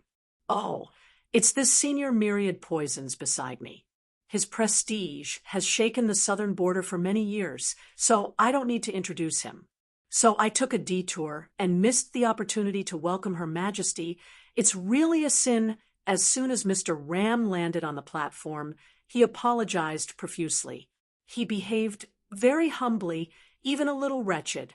He did not possess the awe-inspiring bearing of the head caretaker of the king of Yu's estate at all. He was the complete opposite of Li Qingshan's high profile. Li Qingshan was forced to maintain a high profile. No matter how polite this Mr. Ram was, who would dare to look down on him? As the host, Ji Changfeng was as amiable as he could be. Let alone the king of Yu's estate. Just the silver dragon king hovering in the air gave off a tremendous sense of deterrence. There was also the myriad poison ancestor, an imperial official of the king's estate. The myriad poison ancestor's eyes were half opened, and he clasped his hands casually in greeting. He stared at Li Qingshan resentfully as if he was ready to strike and kill him at any time. Li Qingshan sneered in disapproval before shifting his gaze and making his way over to Yi Duanhai's side. "Pavilion Master Yi, your sword sure is a fine one." That was basically the same as "the weather is nice today." In the eyes of others, he was borrowing Yi Duanhai's influence to make the myriad poison ancestor afraid of acting recklessly. If it were not for his conversation with Yu Wufeng, Yi Duanhai would have believed that too. Now, he glanced at Li Qingshan deeply. "I heard you also practice the path of the sword." This left the people in the surroundings greatly surprised. They never expected Yi Duanhai to respond. Sure enough, their successor was under someone else's control. Even someone as proud and aloof as Yi Duanhai could not be stubborn to the very end. As for those who thought further ahead, they believed the South Sea Sword Pavilion intended to work with Savage Mountain to fend off the great enemy that was the myriad poison cult. Sure enough, the myriad poison ancestor showed a hint of hesitation, holding back his urge to strike. Yu Wufeng roared inside, "Master, don't be fooled by their acting. They're together." Li Qingshan glanced at Ru Xian. She wore the gas mask she wore when refining poison and retreated behind the myriad poison ancestor, bowing like a disciple. She did not even glance at Li Qingshan the entire time. Li Qingshan and Yi Duanhai conversed a little absent-mindedly. Mr. Ram strode over and bowed with his hands clasped. "Ever since we parted in the Sword Pavilion, the Pavilion Master remains as graceful as ever. Congratulations. I wasn't a good host last time. You're welcome to visit the Sword Pavilion again, sir." Yi Duanhai also let go of his airs a little. "You're too kind." Of course, of course." Mr. Ram chatted a little more. He knew that Yi Duanhai did not like to talk, so he turned to Li Qingshan and said, "You must be someone who shakes up the South. You're such a genius at such a young age. You've really put us old coots to shame." His face was filled with undisguised admiration. It was clearly from the bottom of his heart. "You're too kind, sir." Li Qingshan returned the gesture politely. He could truly sense Ji Changfeng and Yi Duanhai's feelings. The king of Yu's estate was far too powerful. In the 10 millennia of history before Great Xia was founded, the Mist province had always been a part of the kingdom of Yu. It had been passed down until now, so its heritage was just too deep. Even great cultivators and large sects were under its rule. The South Sea Sword Pavilion and the Cloud Sail sect were still on the South Sea after all, while Savage Mountain was truly under the King of Yu's rule. Even if his plan succeeded, and he successfully took over Firemelt Mountain, he would still need time to cultivate. If he fell out with the King of Yu's estate, he would not be able to defend it at all. All he could do was run back to the Green Province. Fortunately, this Mr. Ram was very good with his words. He did not make people feel like he was being oppressed by the King of Yu's estate. However, anyone with a rational mind could not ignore the existence of the King of Yu's estate behind him. Though, what exactly has he come for? Li Qingshan had a vague guess, but he was unable to verify it from Mr. Ram's expression. "Esteemed guests have gathered here today. This is an unprecedented event for our Cloud Sail sect. Please come with me to Cloud Sail Mountain to properly celebrate."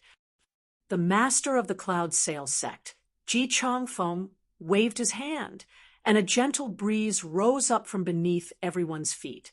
Apart from the people on the platform, there were also a few cultivators from the South Sea cultivation community.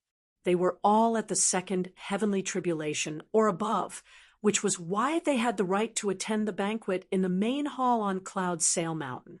The regular merfolk and cultivators had their own designated people to guide them, setting up banquets on Cloud Sail Mountain and Cloud Sail Mountain. Only after the banquet did the sea fair formally begin. Li Qingshan allowed the gentle breeze to drag him towards Cloud Sail Mountain. He arrived at the Phylian Hall at the top of the mountain, and the seats had already been set up, waiting for everyone to take their seats. As the host, Ji Changfeng modestly declined slightly before sitting down in the seat of honor.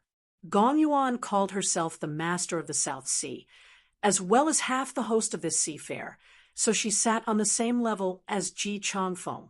The master of the Sword Pavilion and the myriad poison ancestor sat on the left and right, facing each other. However, the seats on the right were a little more honorable, so the myriad poison ancestor occupied them.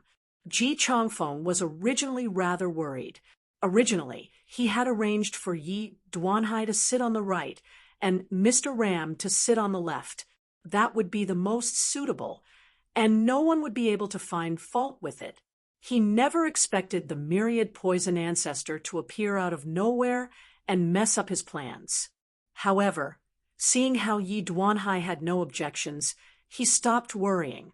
Further down, it was much simpler. Mr. Ram sat on the right, without any modesty at all. No matter how great his background and organization were, his cultivation was still there. It was impossible for him to be more honorable than a great cultivator's seat. Politeness was politeness, but the king of Yu's estate was still much more powerful than Savage Mountain. Their cultivation was higher too. Li Qingshan did not think too much about it.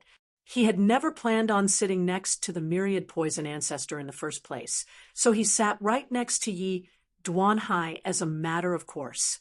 Just like that, he set the tone of the banquet this time. The 6 of them were the most honorable, while the seats below were rather casual. However, there were people who were displeased, such as the Golden Core cultivator who sat in the 7th seat. He stared at Li Qingshan a few times, as if he was blaming Li Qingshan for stealing his seat. He was also a renowned sect leader. His sect was only second to the Cloud Sail sect in the cultivation community of the South Sea. He did not feel like Li Qingshan had the right to be seated higher than him. He was just a second, heavenly tribulation cultivator. He had not even reached the peak of the South Sea. What king of savages was just a bluff?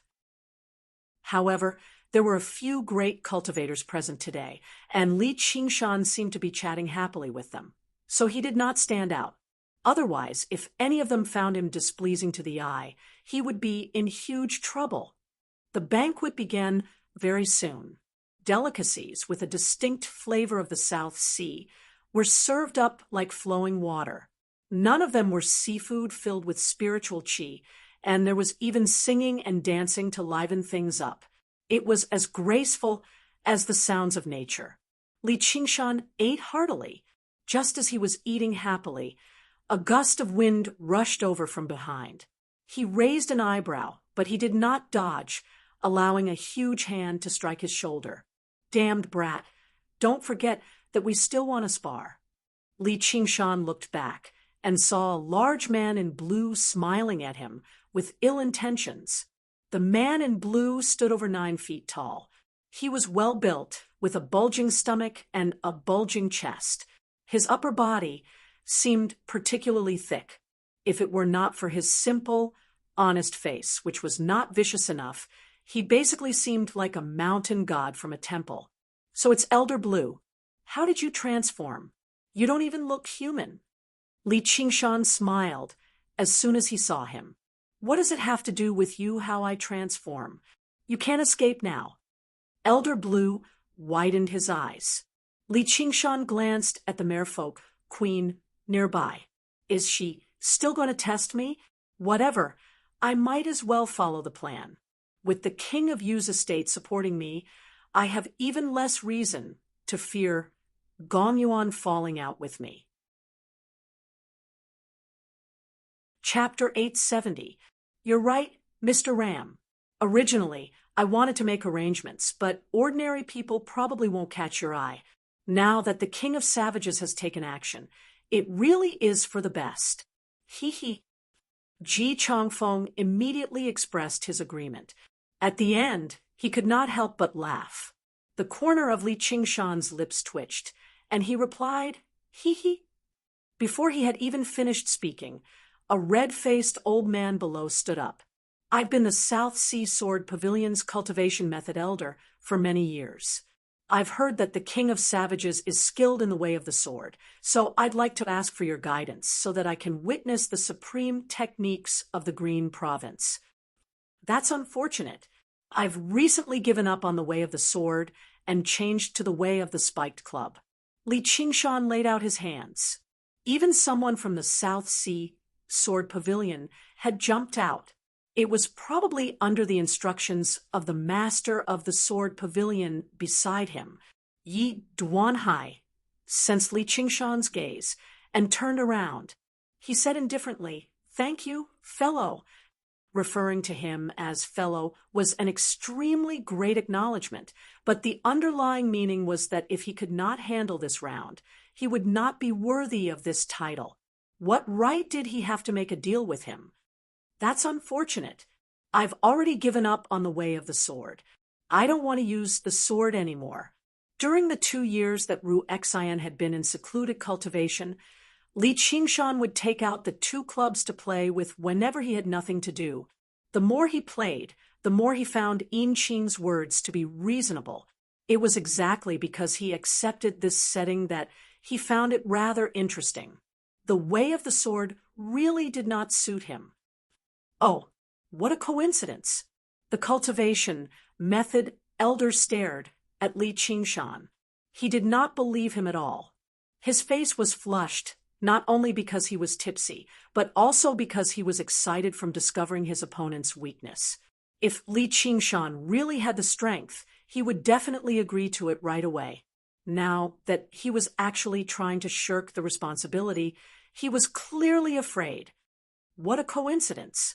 I've already changed to the way of the spiked club, so I can't give you any guidance in the way of the sword. Li Qingshan casually grabbed an unknown fish and stuffed it into his mouth. He then gulped down a few mouthfuls of alcohol as he mumbled, "Mace Dao? What kind of Dao is that? Kid, don't try to bluff. It doesn't matter if you don't use your sword, but you can't run away from us." Elder Blue's voice was as loud as thunder, shaking the entire table. "Ha! As expected of the King of Savages. Your boldness is not something we can match. Most people, even if they knew that they were no match for their opponent, would still wait until they were defeated before reluctantly agreeing not to use their swords again. But to say that they would never use their swords again without waiting for their opponent to make a move, this is what a wise person would do. It can be said that you are in an invincible position. I admire you." The one who spoke was none other than the 7th seat. Even a fool could hear the sarcasm in his words, and it immediately caused a roar of laughter in the hall. It was as if they were of the same breath and branches, and even their thoughts were similar. We're all at the same cultivation level. You're so young, and you're even a dog of the imperial court. What right do you have to be above us? Daring to proclaim himself a king at this level. What a joke! I was almost fooled by you just now, but now I've finally exposed myself. To be able to sit in this main hall, which one of them was not a well-known figure for a long time, which one of them did not have some pride. No matter how great Li Qingshan's renown was in the south, all he could hear about in the South Sea was an illusory legend. What you hear may be false, but what you see is true. Arrogance, suspicion, xenophobia, and an unspeakable jealousy. Under the influence of all these emotions, it would be strange if Li Qingshan could obtain their good impressions. When Li Qingshan was strong, he talked freely with the Mermaid Queen, ignored the Sword Pavilion Master, and showed off his abilities. Even the head butler of the Yu King's residence had to praise him, who dared to take the initiative to provoke him. Now, these three all had the intention to test him, but he did not decisively accept their challenge. Once he showed a slight weakness, this hostility was immediately revealed. Sitting on the same level as these experts seemed to be incomparably glorious, but in reality, the tallest tree in the forest would be destroyed by the wind. Dozens of pairs of eyes fell on Li Qingshan, all of them waiting to see him make a fool of himself. Mr. Ram sat opposite him, holding half a cup of wine in his mouth and smiling mysteriously. "Hurry up and get up. I've been standing here for a long time." Elder Blue urged again, "If you're tired of standing, then sit down. You won't be the first in line anyways." Li Qingshan said without turning his head. "You—" Elder Blue forcefully grabbed Li Qingshan's shoulder and almost made a move. But if he did that, it would not be a test and competition, but a direct confrontation, which went against the original intention. King of Savages already has an order in mind. Mr. Ram asked. He also felt strange. Since he was not willing to accept the Sword Pavilion Elder's challenge, his opponent could only be this whale demon. Also, what order was there to talk about? Yes, Li Qingshan held a pot of wine and stood up. Elder Blue felt an unstoppable force rise up. His huge, fan-like hand was actually unable to suppress it. However, he had wanted Li Qingshan to stand up and fight in the first place, so he did not forcefully suppress it. He let go and took a step back. Li Qingshan strolled to the front of the 7th seat and laughed. "How about you count in as well? Although I don't cultivate the sword Dao, I can still use the mace Dao to give you some pointers." "Sure, that's what I was thinking. Let me try out King of Savages means." The 7th seat was stunned. He did not expect that not only did he offend a few strong enemies, he even took the initiative to challenge him. Although his heart was beating like a drum, how could he show weakness in front of so many people? After hearing the word first, Li Qingshan turned his head and used his hand to point at the heads one by one. "And you all count in." He casually pointed at almost everyone in the hall, other than a few more experienced and prudent cultivators who just now did not laugh. Everyone was counted in. Everyone's expression changed, especially the 7th seat. Li Qingshan clearly did not care about him. The hall suddenly went silent, and then everyone became excited. They all stood up to accept the challenge, and then they felt the same anger as the 7th seat. This was because Li Qingshan had already turned around. He did not waste a second to see their reaction and pointed at Elder Blue. "You will be the last." Elder Blue's face immediately turned green. Li Qingshan even comforted him. "Don't worry, I can wait." The crowd mocked, undisguised mockery. He almost perfectly pulled everyone's hatred. Even Mr. Ram was greatly surprised. "All right, I will be the first. I'm afraid there is no need for a second fellow Taoist." The 7th seat suddenly stood up, the spiritual energy on his body surging, and a hook-shaped magic treasure was already in his hand. "Oh, no, you are not the first. Seeing that you are so enthusiastic, you will be the second. Come. The elder of cultivation methods over there. You are the first." Li Qingshan waved his left hand and beckoned at the elder of cultivation methods with his right. The 7th seat only felt anger attack his heart. He was almost tempted to slap Li Qingshan's face. The elder of cultivation methods' face became even redder. He held back his anger and stood up to enter the hall. "Didn't you say you don't use the sword anymore?" "It's not like I said I was going to guide you." Li Qingshan dodged to the side, revealing a graceful figure standing behind him. "Shao and give him some guidance on his sword style." Veins bulged on the elder of cultivation methods' forehead. Fortunately, He had trained his patience over many years of teaching disciples, which was why he did not erupt. Yi Duanhai nodded at the elder of cultivation methods. Li Qingshan had made so many opponents, so there was no longer a need for the sword pavilion to probe him. He could use this opportunity to probe the mysterious woman beside him. Don't underestimate her just because she's young. Her path of the sword completely surpasses mine. Li Qingshan pressed against Little N's shoulder and smiled at the elder of cultivation methods. It's the same for everyone. Come, the elder of cultivation methods said coldly. Afterwards, Little N's indifferent reply almost drove him mad. I don't have a sword. Uffed. Cough, cough, cough. Then what do I do? I'll find one for you. Li Qingshan gave Little N a thumbs up inside. Good girl. You've already inherited my legacy. Little N did not say that completely to help Li Qingshan anger. She had spent almost a year and used 30,000 bone-eating shamans as materials to refine the Buddha-slaying sword to a brand new level. It could rival the famed swords of the Sword Collection Palace, but it was inconvenient for her to take it out. Behind the bronze mask, she blinked and glanced around the hall. She said, "There's no need." Afterwards, she made her way to the corner of the hall. A peach tree was planted in a large flower pot. The peach blossoms were in full bloom, giving off an intoxicating fragrance. She extended her hand and snapped off a section. The twisted peach branch was around 2 feet long, with a few pink, tender peach blossoms on it. With a gentle breeze, they almost drifted away. She walked back. It's done.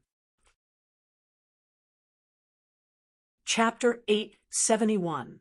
At the very least, the elder of cultivation methods was quite angered. The corner of his eye twitched, and his face reddened. He had been immersed in the Tao for 4 centuries. So be it if a little girl who was less than 1/10 of his age wanted to compete with him, but she did not even use a sword. What is this?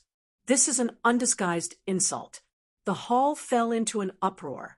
The cultivators all looked at one another, almost doubting their ears. Ji Changfeng thought to himself, as expected of 2 people who hang out together. Even their arrogance is the same. Yi Duanhai's expression became slightly colder as well. He said to Li Qingshan, "Are you serious? Although it's a competition. If we really fight, I'm afraid swords and blades will be blind, and you'll end up injuring this little friend." A competition. Isn't it guidance? I don't have a sword in my hand, but I have a sword in my heart. Elder over there, are you afraid? Li Qingshan never expected Little and to do something like this. He could not help but sigh inside. Sure enough, the student surpasses the master, the new generation surpasses the old, I'm already old, and so on. However, he did not worry for Little N at all. This girl was even more meticulous than him. Since she was bold enough to do something like this, she had absolute confidence. Only mortals would believe that. Even the slightly more experienced people of the Jianghu would not believe that, let alone the great swordsman Yi Duanhai. Unless the difference in strength between the 2 sides was too great, the effect of a divine weapon was absolutely decisive. Cultivation was not useless, but when it came to actual combat, it was still a battle of strength. If an old monk who had studied the Buddhist Dharma for his entire life did not cultivate, all he could do was pray to the Buddha to keep the tiger from hunger if he encountered a tiger. She was using a peach branch as a sword against a true treasured sword. And the owner of the treasured sword was a sword cultivator who had undergone the 2nd heavenly tribulation and condensed a sword embryo. She seemed like she was looking to die no matter how she looked at it. Afraid? I don't even know how to write that word. The elder of cultivation methods' eyes shone with cold light. The temperature in the entire hall plummeted. I can teach you. Little N's voice remained as calm and emotionless as before, as if she really believed the elder of cultivation methods did not know how to write. "Sharp-tongued girl, cut the nonsense. How about I witness the sword style of the Chan monastery of Devanaga?" The long sword was unsheathed, and a purple light illuminated the entire hall, accompanied by the low rumbling of thunder. "This sword is 3 feet, 7 inches, and 5 fun. It is named Violet Lightning." The technique imparting elder's robes fluttered even though there was no wind. Arcs of electricity coiled around his body as he held his sword horizontally in front of his chest with his right hand. His left hand brushed across the blade of the sword, causing electricity to surge between his hand and the blade of the sword. In an instant, he seemed to have become a completely different person. He was calm and composed without a trace of anger, just like the sword in his hand. "This is not a sword, but a branch of peach blossom," Little and replied calmly. Compared to the elder of technique imparting elder's magnificent aura, she did not have any aura at all. It was as if she had already fallen into a disadvantageous position even before she had attacked. Sword chi surged, and lightning was about to strike. Her figure became more and more delicate. Only his right hand, which was holding the peach branch, glowed with a faint golden light. If one did not look carefully, they would almost miss it. However, no matter how hostile the people present were, they still possessed some insight. They could all tell that the Buddhist light was extraordinary. Mr. Ram thought, her Buddhist cultivation method really is profound. Across the entire South Sea, there probably isn't a single Buddhist disciple who can rival her apart from the mysterious divine nun of the South Sea. It's just a pity that this is a competition of the sword. If her strength far exceeds her opponent, then so be it, but this elder of the sword pavilion is already at the peak of the second heavenly tribulation. Apart from the few people above, no one can claim to possess a higher cultivation than him. I'll ask you one last time. Are you really not going to change your sword? The elder of technique, imparting elder, stood with his sword. The electricity blazed even more intensely, producing a hissing sound. He no longer seemed to hold a sword in his hand, but a bolt of lightning plucked from the sky. It twisted and trembled, as if it could break free from his hand at any time and kill his opponent instantly. Everyone could tell that, once he struck, it would definitely be an earth-shaking strike of lightning. Perhaps he would not even need a second strike to determine victory. Little and said nothing. She shook her head gently. In that moment, the elder of technique imparting elder vanished. Only a bolt of violet lightning remained in the hall. He had become one with his sword, and the lightning sword chi he had accumulated for a very long time erupted instantly, but there was only a flash of lightning. The violet lightning was as thin as a snake, twisting and turning. It was unpredictable, but it was also extremely fast. There were not many people in the hall who could see the purple lightning clearly. The blazing lightning and the roaring thunder caused the weaker cultivators to be unable to see or hear. They were shocked. If the target of this sword was me, wouldn't I be dead for sure? Even the more powerful cultivators became stern. I never thought the elder of technique, imparting elder, would actually be so impressive. It's not without reason that the South Sea Sword Pavilion has always looked down on the cultivation community of the South Sea. The combination of a sword cultivator and a treasured sword is far too terrifying. It's basically unstoppable and unstoppable. Even Seventh Seat felt that the reason the elder of technique, imparting elder, was willing to sit below him was because he did not care much about his reputation. Otherwise, he really would have to give up his seat. The rumbling only subsided after a very long time. Little and remained where she was. The peach branch drooped beside her, scattering the peach blossoms.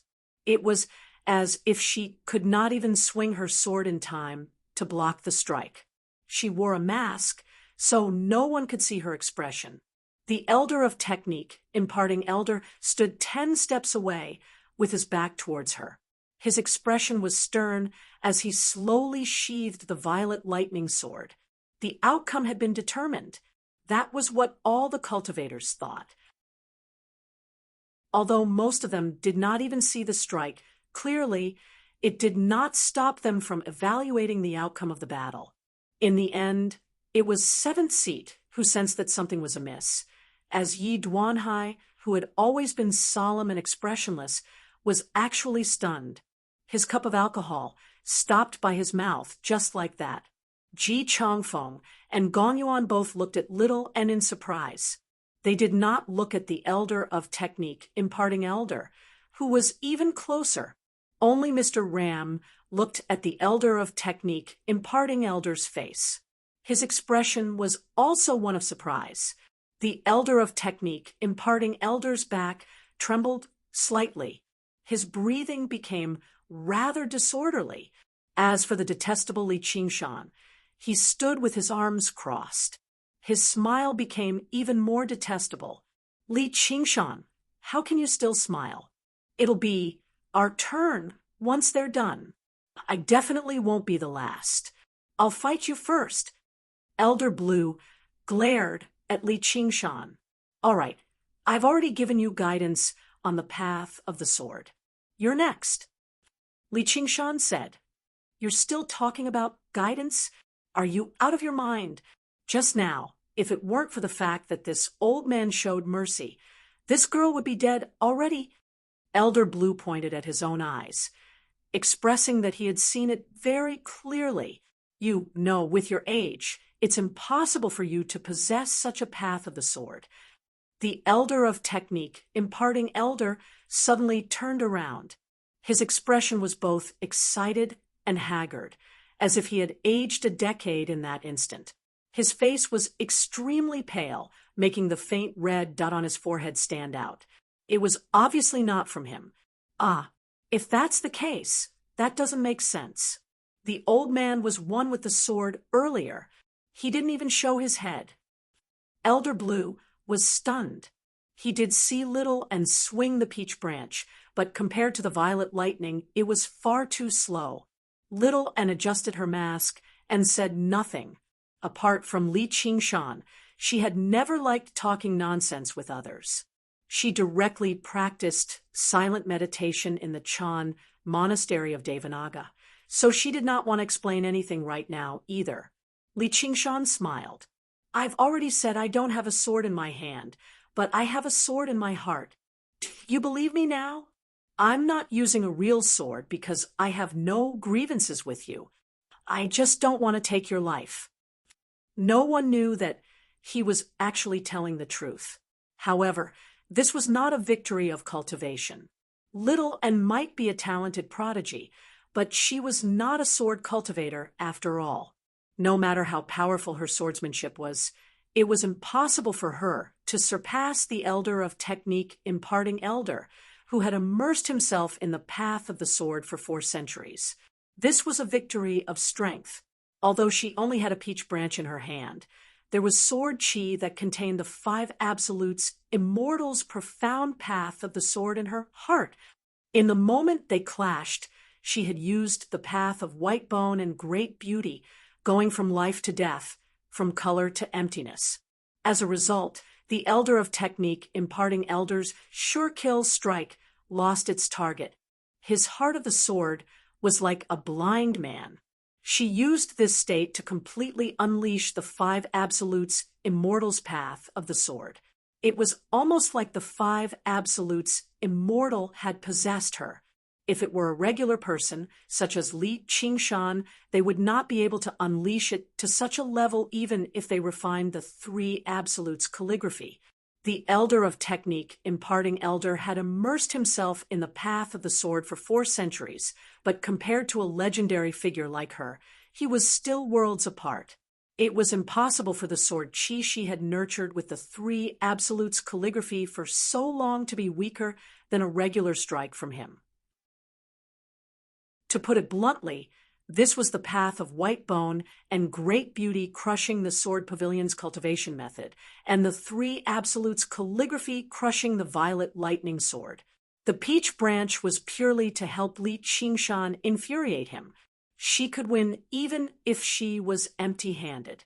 The Elder of Technique imparting Elder's defeat was completely justified. With that, let alone the Elder of Technique imparting Elder, even Ji Chongfeng, Gong Yuan, and Yi Duanhai were shocked. The King of Savages had been in the limelight for far too long. It was very easy for the woman who followed him silently to be overlooked. Even with her alluring beauty and reputation as a genius, it was unavoidable for others to look down on her once she was willing to serve as a foil to someone else. However, at that moment, no one dared to look down on her anymore. Even the people above were not confident that they could definitely receive that strike. In particular, Yi Duanhai understood the significance of that strike the most as a great sword master. Even if he struck out with his full strength, the power of that strike would only be SOSO. Moreover, she had only used a peach branch. What would happen if she used a treasured sword as well? They all knew there were many prodigies in the world, but a prodigy who could even ignore major realms of cultivation was far too exaggerated. In this aspect, they had actually underestimated Little Anne's strength. Due to the wonders of the path of white bone and great beauty and the uniqueness of the three absolutes calligraphy, none of them could tell that Little Anne had used an arcane treasure, and it was an extremely powerful arcane treasure at that.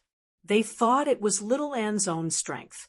Actually, that was all Little Anne could unleash. If she faced a great cultivator directly, even if she used the Buddha slaying sword, she would not be able to kill them in a single stroke. However, while it was a miscalculation, it was not an overestimation. She had not killed the 100,000 bone-eating shamans for nothing. If she had unleashed her true strength, she could have easily defeated an opponent like the Elder of Technique imparting Elder. Chapter 872. Little Anne returned to the corner of the hall and reattached the branch of peach blossoms into the distance. In that moment, green buds sprouted from the branch again, blossoming into peach blossoms. They shone brilliantly, even more than before. This move was basically even more surprising to Ji Chongfeng and the others than the strike just now. Just how fragile was the branch? Using it as a sword to unleash such a magnificent strike had already completely severed its vitality. When its aura dispersed, it should have been reduced to dust immediately. Yet she was actually able to reattach it, allowing it to sprout and bloom again. Who knew how many times more difficult this was than reviving a withered tree? It was basically resurrecting the dead. Little Anne gazed at the blossoming peach blossoms on the branch for a while before turning around and returning to Li Qingshan's side. The past 2 years had not gone to waste. She had gained a deeper comprehension of the path of white bone and great beauty. She was already close to the 3rd layer. You've worked hard. Li Qingshan poured her a cup of alcohol with a smile and massaged her shoulders. He seemed very attentive. It left the jaws of the cultivators who had just witnessed his arrogance dumbfounded. Was the King of Savages just a label, and he actually relied on this mysterious woman, Little, and to live off her? Even Yi Duanhai had the same doubts.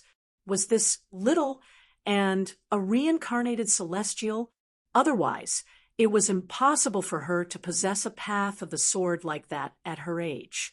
If that was the case, many things could be explained. With a path of the sword like that and her ability to instantly conceal her aura just now, she only needed a treasured sword to launch a sneak attack when he least expected it, and it would not be strange for the myriad poison ancestor's body to be destroyed. As for Wu Feng, his defeat was just too obvious. However, what Yi Duanhai did not know was that when she fought the myriad poison ancestor back then, Little Anne had yet to obtain the 3 absolutes calligraphy. Her comprehension of the path of white bone and great beauty was not that deep either, or there really was no need for her to hunt him down. Little and lifted her bronze mask slightly, revealing her vermilion lips that curved into a smile. She drank the alcohol Li Qingshan had given her. When she was expressionless, she possessed a beauty that could topple the world. When she drank wine with a smile, although only half of her face was revealed, it caused the hearts of many cultivators in the hall to tremble. I couldn't tell that this little sister is not only a beauty, but also has such skills. Li Xiao, you are really lucky. I think you should give up your title of King of Savages to her. The Merfolk Queen suddenly said. She had only wanted to test Li Qingshan and did not pay much attention to little Anne. She did not expect that her test would produce such a shocking result. Hence, she changed the topic and tried to test the relationship between the two of them. They couldn't possibly be lovers, right? The Chan Monastery of Devanaga was a renowned holy land of Buddhism after all. Were they supposed to be so open-minded? However, if he was a man, he would also be tempted by such a woman, and Li Qingshan was obviously not a person who liked to suppress himself. Under all kinds of reasonable inferences, the more he thought about it, the more he couldn't figure out their relationship. That's obviously my good fortune, but it's not nice to be called the King of Savages by a girl. Li Qingshan helped Little and put on her mask. Little and glanced at Gong Yuan. Gong Yuan immediately sensed it. She actually felt a hint of fear. As a woman, she knew that most women held grudges, and their thoughts were unpredictable. After witnessing that strike, she was reluctant to incite hostility from a woman like that for some baffling reason. So she said, "I see." At the very least, there was one thing that she could be certain of. Little and valued her relationship with Li Qingshan very much. However, Li Qingshan's behavior made her feel rather contemptuous. Little and had already done so much for him, yet he still cared about the title of King of Savages. However, all men in the world were like that. They valued their reputation even more than their lives, so there was nothing strange about that. Actually, Li Qingshan did not sense her instigation at all. Shaking up the world had always been a man's ambition, and he was no exception. However, let alone the fact that the title of King of Savages was absolutely nothing on his path to the 9 heavens, no matter how important it was, it definitely could not reach the level where it could be mentioned in the same breath as Little. And as for Little, and not only did she have no concept of fame and fortune, but she did not even have the concept of giving anything. Their thoughts differed from those of ordinary people in many aspects, which made their relationship even more difficult for outsiders to understand. Fascinating. That's far too fascinating. The King of Savages sure has many hidden talents under his command. It's amazing. Mr. Ram clapped his hands and praised. His cultivation was not low, but it was not high enough for him to see through the mysteries of Little Anne's strike. Only after communicating with the myriad poison ancestor beside him did he understand what the strike meant. He was greatly shocked. His Majesty, the King of Yu, has been drawn away too much by this Li Qingshan. I never thought this woman would actually be the big fish. If someone like her returns to the Green Province and becomes enemies with the Mist Province again, it'll be terrible. However, I refuse to believe there really isn't any discord between the two of them. Since ancient times, it has been the hardest for geniuses to get along with one another. Perhaps I can split them apart. No wonder you've given up on the path of the sword. Ye Duanhai down the cup of alcohol by his mouth. The elder of cultivation methods had been defeated in a single stroke. Not only had it humiliated him, but it also made him feel threatened. Perhaps he would be forced to swallow his pride and sit down to make a deal with Li Qingshan, so he went along with Gong Yuan and Mr. Ram's conversation. No matter how stupidly Qingshan was, he could tell that every single one of them was trying to drive a wedge between them.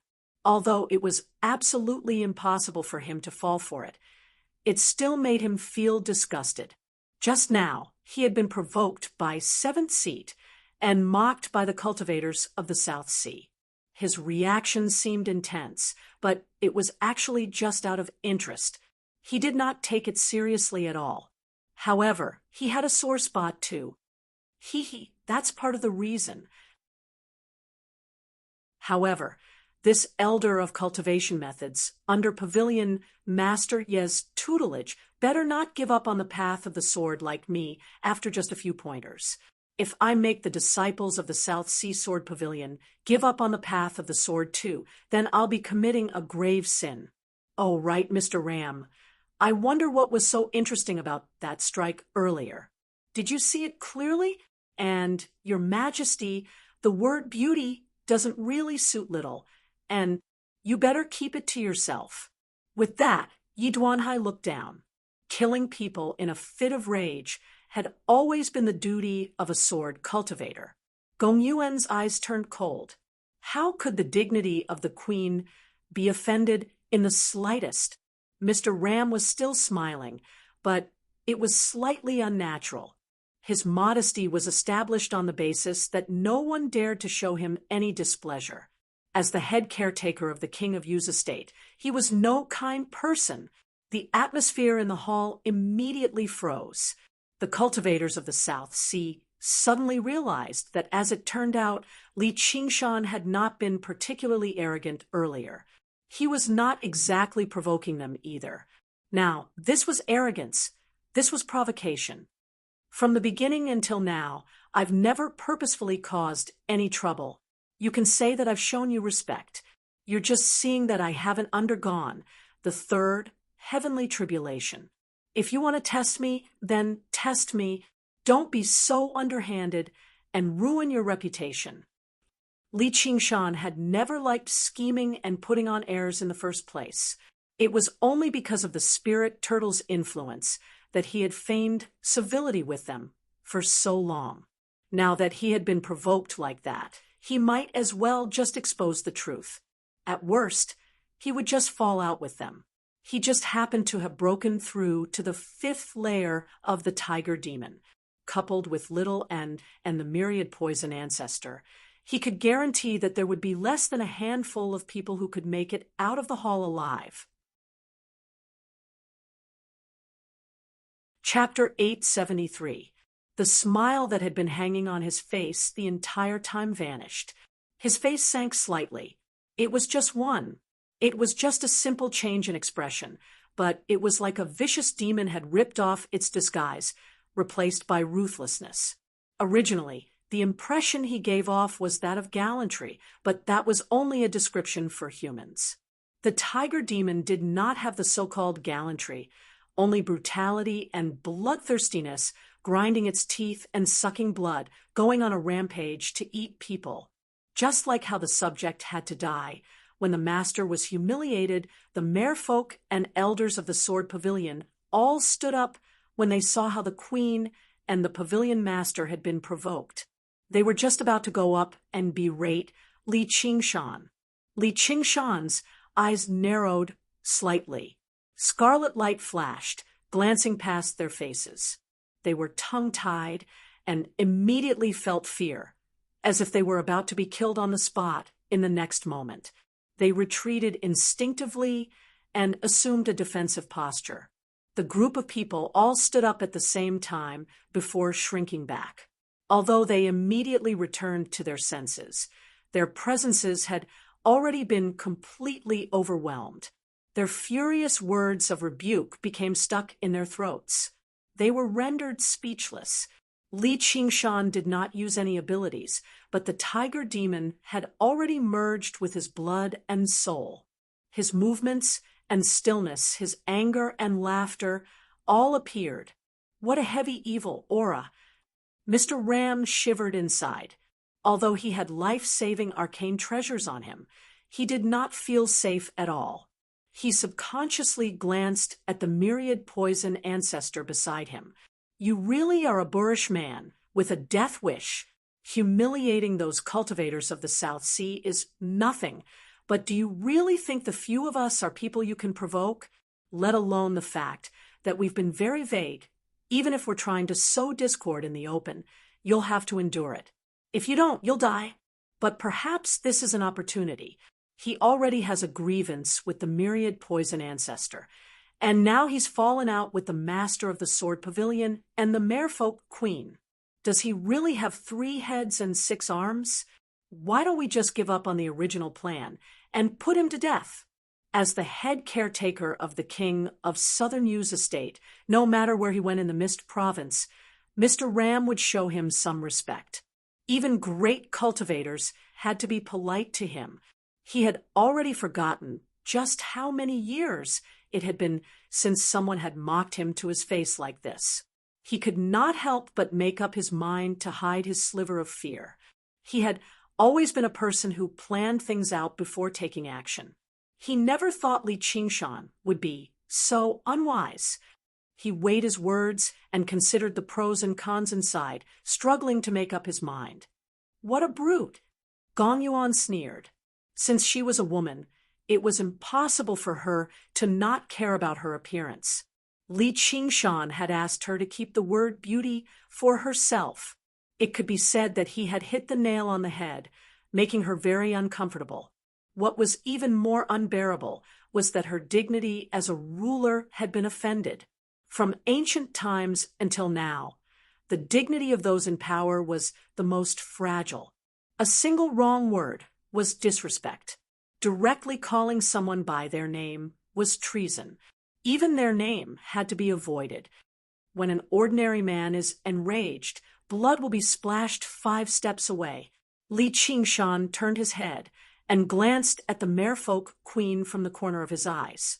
A lack of forbearance in small matters would spoil great plans. In order to maximize benefits, forbearance was necessary. Compared to the ox demon's stubbornness and the tiger demon's bloodthirst and warlike nature, the spirit turtle's calmness and intelligence were the best ways to seek fortune and avoid disaster. He understood all of this. However, understanding didn't mean that he was willing to do it.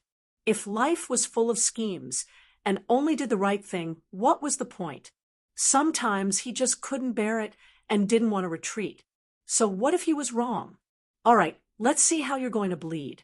I've shown you some respect, and you really think you're the king of savages. Elder Blue, teach him a lesson. Gong Yuan immediately became as deep as an abyss. She had always rejected and detested humans. Originally, she had reluctantly accepted Li Qingshan as her equal out of curiosity, so she had already accumulated some dissatisfaction. Now that she saw how he did not know what was good for him and actually thought he was someone important, she immediately erupted. If he were a regular person, perhaps she would just teach him a lesson. However, a genius like that had to be killed once they became enemies. Elder Blue hesitated. His huge hand reached towards Li Qingshan's shoulder. Li Qingshan suddenly looked back. He did not dodge at all. Do you really want to be the second one? Of course. Elder Blue's heart tightened. He already knew that Li Qingshan's ability was very weak. However, he didn't expect that when it came to an enemy, he would give him such a huge pressure. He couldn't help but think of a sentence that Li Qingshan once said, "Some people, if you don't step on their heads, they won't know how to treat you as a human." Elder Blue pressed both of his huge palms on Li Qingshan's shoulders. He smiled. "This place is too small. Little rascal, let's go out and fight," he said telepathically. "Don't be stubborn. It's not worth it for a sentence like that." Although the two of them bickered a lot, he didn't hate Li Qingshan. Instead, he felt a little admiration. Otherwise, he wouldn't have allowed Li Qingshan to sit on his head until they reached the harbor. He was thousands of years old.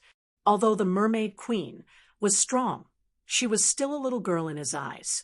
He didn't think that Li Qingshan deserved to die, just because he offended her, with one sentence. "You're not bad. You can leave now." Li Qingshan looked deeply at Elder Blue and loosened his right fist slightly. Elder Blue had no idea that he had walked on the edge of life and death. If he had really listened to Gong Yuan's order to teach Li Qingshan a lesson, Li Qingshan no longer planned to hold back. Although he had a good impression of him, since they were standing on the opposite side, he could only kill. He was both relieved and a little regretful. The tiger demon's killing intent boiled like fire. It made him feel hot all over. This was the feeling he liked the most. Elder Blue was secretly anxious. He wanted to use force to drag Li Qingshan out, but he was shocked. This 7-foot body was like a mountain, not moving an inch. "This is impossible. His strength is far above mine." Then Li Qingshan said to the cultivators of the South Sea, "Just now, the people I haven't chosen can leave as well." Perhaps the spirit turtle's perfect plan did not suit him at all. Wanting to reach a certain level of strength before exposing his identity as the North Moon and fighting the Dragon King of the Sea was far too conservative. "Whatever. I can't think too much about it. I'll just use these guys as practice for now." Without any surprise, Little N removed his bronze mask and stood beside him quietly. Everyone in the hall shivered inside when they heard Li Qingshan's words. What was he trying to do? Regular people would definitely be thinking about how to flee and avoid her wrath when they spoke rudely and angered the mermaid queen. Yet he seemed determined to remain here. Gong Yuan frowned heavily. For some reason, she felt a hint of fear. "My king, please reconsider." Yu Wufeng blocked Li Qingshan's way. "Apologies, there's no wind. Looks like I'll have to go back on my word." Li Qingshan smiled again, but it was completely different from just now. It seemed much more sincere, giving off a sense of joy from the bottom of his heart. If he killed any elder or disciple of the South Sea Sword Pavilion today, he would develop irreconcilable grievances with Yu Wufeng. He obviously would not act pretentiously or care about his promise. He would let Yu Wufeng undergo the third heavenly tribulation before seeking revenge. That's just a small matter. It's not worth mentioning. However, those who achieve great things do not bother with trifles. "My king, please focus on the great things." Yu Wufeng tried to persuade Li Qingshan as he cast a pleading gaze at Yi Duanhai. What he feared the most was not his own safety, but the entire South Sea Sword Pavilion falling into danger because of him. Chapter 874. Mount Cloud Mast stood above the surging waves. Before they knew it, the clouds had become connected, shrouding the vast starry sky. They weighed down on the mountain heavily, as if they were about to touch the roof of the Philian Hall at the very top.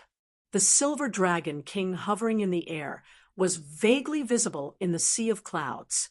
A storm was brewing, and the world was dusky. The gales swept the soybean-sized droplets of rain into the Philian Hall. The noble, scattered chandeliers illuminated the large, empty hall like it was daytime, pressing down on everyone's shadows beneath their feet. On the mural behind Gong Yuan and Ji Changfeng, the legendary god of wind, Philian gazed down at the surprised and stunned faces. For a moment, there was only the sound of wind and rain. With a rumble of thunder, the elder of cultivation methods' shadow used the even brighter lightning to escape from beneath his feet, arriving before Little N. Everyone's gazes gathered on Yi Duanhai. What was the meaning of this? Was it his idea? Surely he wasn't giving in, right? Yi Duanhai continued to hug the ancient sword as he stared at Li Qingshan with a frown. Suddenly, he stood up and slowly made his way towards Li Qingshan. A mortal swordsman could kill with 10 steps. So, what if he was a great sword cultivator? Let alone 5 steps, 3 steps, and 1 step. The sea-splitting sword thrummed. sword intent condensed like it was tangible. With each step, even the ocean parted to the side. However, Li Qingshan did not retreat. He stared at Yi Duanhai with his head held high, like a pillar of support. Faced with the great sword cultivator's threat step by step, his battle intent did not weaken at all. Instead, it skyrocketed, rushing out of the hall and into the clouds. Yi Duanhai stopped. The gazes of the two equally tall men clashed. Time seemed to come to a standstill. Their auras condensed without erupting. Everyone held their breaths, as if a boulder was weighing down on their chests. The thrumming of the sword immediately stopped. He clenched his right hand into a fist. Yi Duanhai pressed down on the hilt of his sword. Li Qingshan frowned, but he instead loosened his fist. Yi Duanhai then opened his eyes. "You've won this competition. You've won. After you've eaten and drunk your fill, we'll talk in private." Without waiting for Li Qingshan's response, he came to the side of the cultivation imparting elder and patted his shoulder. Then he walked out of the hall, facing the wind and rain without looking back. His back view was a little bleak, and the elders and disciples of the sword pavilion followed closely behind him. Everyone found it hard to believe that the sword pavilion's master, who was famous for his unyielding and decisive temperament, was actually a sword pavilion master. Facing a junior who hadn't even undergone 3 heavenly tribulations, he was actually forced to retreat in a head-on confrontation. Yu Wufeng let out a long sigh. He was both relieved and sighed. "Master, I'm not sure. It's Windless who let you down." Killing in a fit of rage was the duty of a sword cultivator, but Yi Duanhai was not alone. He was also the pavilion master of the South Sea Sword Pavilion. He needed to consider the bigger picture and the entire sect, so he was unable to swing his sword in the end. When Li Qingshan didn't want to care about the big picture, someone else did. "Hee. Just now, we're just joking. Why do you have to be so serious? If I have offended you in any way, please forgive me. I will punish myself with a cup of wine as an apology to you." Mr. Ram stood up with a smile. He picked up his cup and drank it all in one gulp. "Sect Master Ji, I can't handle alcohol. I'll be going to rest first." Suddenly, he seemed to remember something. "Oh, right, His Majesty, the King of Yu, knows the King of Savages is a wine lover. He specially made me bring a jar of fine alcohol this time. Even I covet it very much. I'll be basking in his glory tomorrow." Before Ji Changfeng could stand up and see him off, he strode off. The myriad poison ancestor caught up with him and walked beside him, while Ru Xian followed behind. Everyone was dumbfounded. The head caretaker of the king of Southern Yu's estate had actually taken the initiative to apologize. Was he different from what they had imagined? Was this Mr. Ram really a good person who was as good as he seemed? Yi Duanhai's decision to back out was understandable. After all, his beloved disciple was in his hands. But what was Mr. Ram afraid of? Was he afraid Li Qingshan would suddenly attack him? The Silver Dragon King was right in the air, and the myriad poison ancestor was right beside him. Who could harm him? Not to mention, didn't the myriad poison ancestor have a deep grievance with Li Qingshan? Let alone them. Even Ji Changfeng was greatly surprised. The king of Southern Yu has taken the initiative to give him alcohol to express his goodwill. Just what are Li Qingshan's origins? Why does he have such great prestige? Don't tell me the head caretaker of the estate's main objective this time is Li Qingshan? Otherwise, why would he put up with this? He had no idea that Li Qingshan had once gifted the king of Southern Yu a jar of alcohol. He was merely returning the favor. All he knew was that he could not drink the alcohol. Mr. Ram crossed the door sill and actually felt his body lighten. He could not help but glance back. Li Qingshan was also looking at him with some pity. He clasped his hands with a smile and glanced past the myriad poison ancestor. His heart sank. Just now, he had already made up his mind. He wanted to destroy the two geniuses of the Chan monastery of Devanaga, Li Qingshan and Little, and in the Philian Hall, and he could use this opportunity to suppress the cultivation community of the South Sea. Right when he was about to communicate with the myriad poison ancestor beside him, he suddenly sensed something amiss. The myriad poison ancestor had behaved far too calmly. Li Qingshan had almost destroyed the myriad poison cult after all. Ever since the myriad poison ancestor entered the Philian Hall, he had actually not said anything about this irreconcilable grievance at all. Even when Li Qingshan provoked everyone, he did not say a single word against Li Qingshan. If the myriad poison ancestor were a person of deep emotions, then so be it, but he just happened to be renowned for his narrow-mindedness. There was definitely something wrong when something was out of the ordinary. An unpredictable change had happened to the person he relied on the most for this trip, which made Mr. Ram very uneasy. He no longer communicated with the myriad poison ancestor. Instead, he carefully observed his reaction. When Yi Duanhai retreated with his disciples, the myriad poison ancestor showed no intentions of doing anything either. Mr. Ram could clearly sense a hint of danger, so he immediately decided to give up on this opportunity and hold it in, returning the matter to its original trajectory. When Li Qingshan no longer wanted to hold it in, someone chose to hold it in. Cough, cough, Sect Master Ji, about that. I'll be taking my leave as well. I've drunk too much today and said some nonsense. I've really made a fool of myself. Haha, please forgive me. Seventh Seat smiled, but his smile was rather unnatural.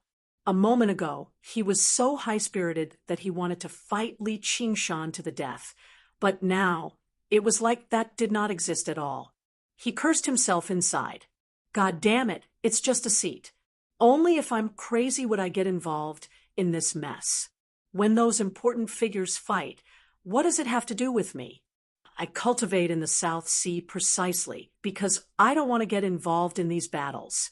Can't I just watch the show properly? Why did I have to jump out myself?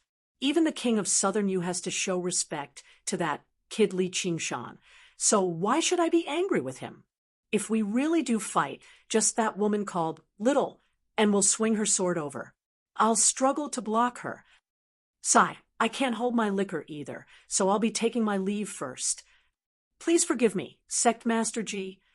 The cultivators who had been singled out by Li Qingshan had already felt like they were sitting on pins and needles. With Seventh Seat taking the lead, they all stood up and bid farewell. The light in their eyes flickered as their gazes basically moved past Li Qingshan. Some of them even lowered their heads and looked at their toes. Stop right there. Li Qingshan called out. Don't go overboard. This is the Cloud Sail Sect. This is the South Sea, not your savage mountain. Seventh Seat shuddered and turned around. His expression was extremely ugly. Some of the other cultivators stopped, while others just made their way out with their heads lowered. They even sped up a little. When the people who had stopped saw this, they gritted their teeth and followed him in a hurry. They thought to themselves, he might not necessarily be calling for me. Humph, no matter how powerful you, Li Qingshan, are, you can't make me stop just because you want me to. The more you make me stop, the more I want to leave. Swish, swish, swish. Over a dozen streaks of light flew out of the Philian Hall. Gazing at the sky covered in dark clouds, their moods immediately lightened up. Not only am I leaving, but I'm also leaving. What can you do to me if I walk out? Fortunately, you're not calling for me. Some of them glanced back at Seventh Seat and said, good luck. Some of them did not even look back. They even grumbled inside. If it weren't for your nonsense, we wouldn't have been dragged into this. Why did we have to provoke this king of savages for no reason? Cultivating in the South Sea is about peace. You're also the leader of a sect, yet you don't even understand that. Regardless of whether they looked back or not, they did not slow down at all. The group of people vanished into the curtain of rain very soon, only leaving Seventh Seat standing there facing Li Qingshan. His expression became uglier and uglier, and he was filled with regret. Why did I stop? Fellow Li, when it's possible to forgive, one should forgive, Ji Changfeng said. Seventh Seat glanced at Ji Changfeng gratefully. It was not that he was afraid of death. If a great enemy truly stood before them, he would not hesitate to fight to the death. He just did not want to die for some random reason. He had said something too rash. This feeling was like touching a tiger's, but for no reason, only to end up being eaten by the tiger. Such a stupid way of dying would probably make him the laughingstock of the entire South Sea cultivation community. Just looking at his slightly bitter face, Li Qingshan felt like he was going to turn his stomach. What was the point of killing someone like that? He was very surprised that the matter had developed to this point. Originally, he was prepared to fight to the death, but he never thought Yi Duanhai and Mr. Ram would actually give in. It was not like he had any deep grievances with the South Sea Sword Pavilion or the king of Yu's estate. They had already admitted defeat and apologized, so there was no reason for him to cling on to it and fight them to the death. However, there was still a big fish. Li Qingshan turned around. Gong Yuan, what do you think of my anger? The merfolk queen's expression wavered. If Li Qingshan had been bold enough to call her name so rudely a moment ago, she definitely would have taught him a lesson. Yet now, as she gazed at the hall that had suddenly emptied out, and the figure that Seventh Seat had flown out of the hall like he was fleeing, she was actually speechless for a moment. Even the merfolk elders felt uneasy. They no longer dared to casually scold the man before them. Ji Changfeng opened his mouth, but he said nothing. He could persuade Li Qingshan to spare someone who had nothing to do with him, but when it came to the merfolk queen, he could only let them deal with it themselves, just in case they offended either side.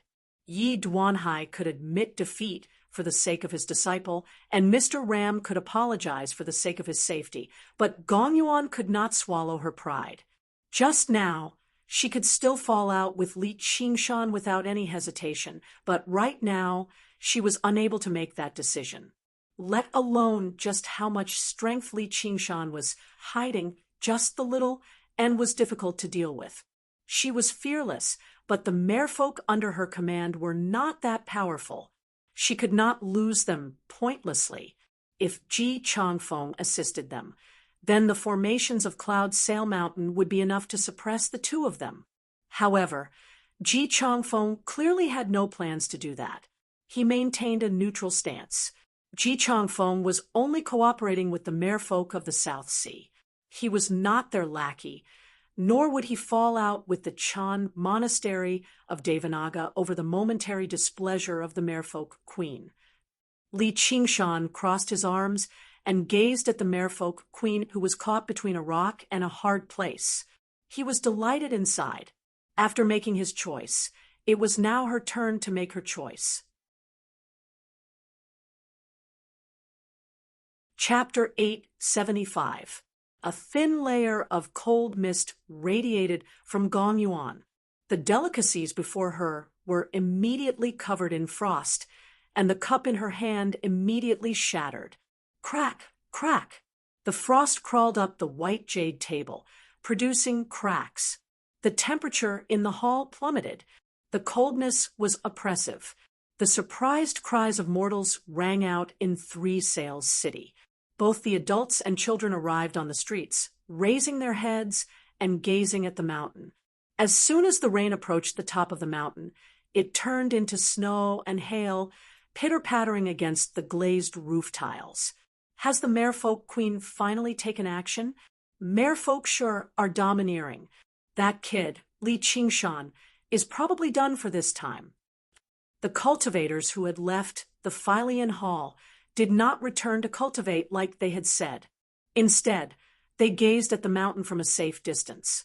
Master, senior brother, Peng Jingmi gazed at Yi Duanhai's back as he stood with his hands behind his back. He was worried. If Li Qingshan could not defeat the Merfolk Queen, he would definitely have to order Yu Wufeng to take action. He would basically die for sure. Yi Duanhai said nothing. As long as he's dead. Mr. Ram let out a long sigh inside before shaking his head. It was completely unreasonable, but he just felt like the kid would not die in battle. Strange, far too strange. The cold mist slowly pressed towards Li Qingshan. The sound of freezing grew closer and closer. A layer of ice seemed to cover Gong Yuan's face, beautiful yet cruel. Her eyes turned pitch black, as deep as the ocean abyss.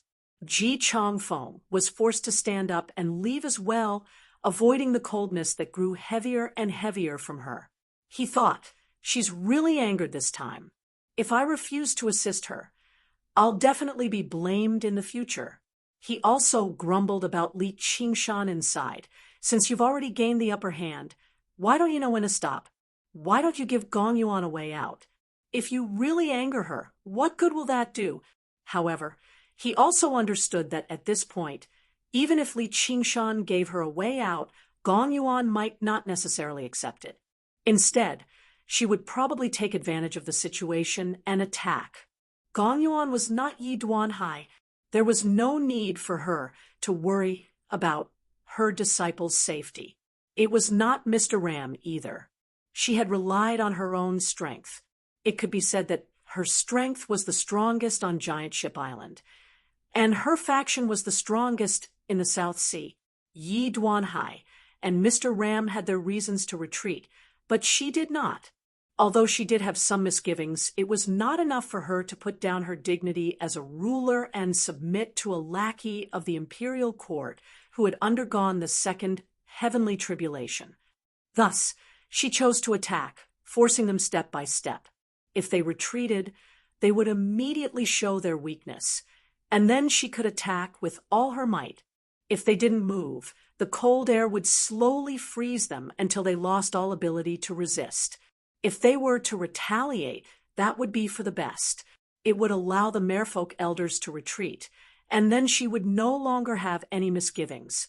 At this moment, Li Qingshan moved. He didn't retreat, but advanced, stepping into the domain of ice and frost. The Merfolk elders were all experienced and wise. They wanted to leave the Philean Hall. At this time, a white shadow flashed and stood in front of the main hall, staring at them expressionlessly. So fast, the Merfolk elders stopped in amazement, thinking back to the sharpness of that strike. None of them had the confidence to escape from it. Damn it, but since you dare to split up, I'll take care of you one by one. Gong Yuan's dark eyes gazed at Li Qingshan as he walked over step by step, as if she was looking at a dead man. She cultivated a cultivation method passed down by the Merfolk from the ancient divine kingdom. It was called All Water to Ruin's End. Ruin's End was the legendary bottomless abyss, the place where all water gathered. Even the heavenly river would flow there in the end. In order to cultivate the All Water to Ruin's End, she had to hide in the abyss of the ocean all year round, using the merfolk's secret technique to communicate with the mysterious Ruin's End. The process of cultivation was extremely difficult. Not only did she have to endure the heavy pressure of the ocean, but her mind was also tormented. There were many times when she almost fell into despair, and her soul was completely sucked into Ruin's End. Compared to that, the physical pain was nothing. Even during the era when the Merfolk flourished, there were not many people who cultivated this cultivation method, and there were even fewer who succeeded. It was precisely this kind of cultivation experience that made her cold and deep. At the same time, she was prone to hysteria. Even the Merfolk were extremely afraid of her. The cold chi that she was releasing now contained the deathly cold power of ruin's end.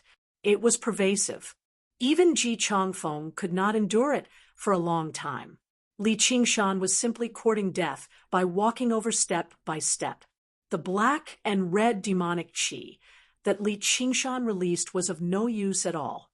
Waves of cold pierced into his bones. His clothes were frozen and shredded in the blink of an eye, and the demonic armor that replaced them was still useless. The White Eagle Commander's uniform was almost equivalent to a supreme-grade defensive artifact. It was impervious to blades and spears, and impervious to water and fire, but it could not even last a moment in this cold chi. The distance between them was less than 30 steps, but it was as far as the horizon. Every step he took felt like he was walking into an abyss.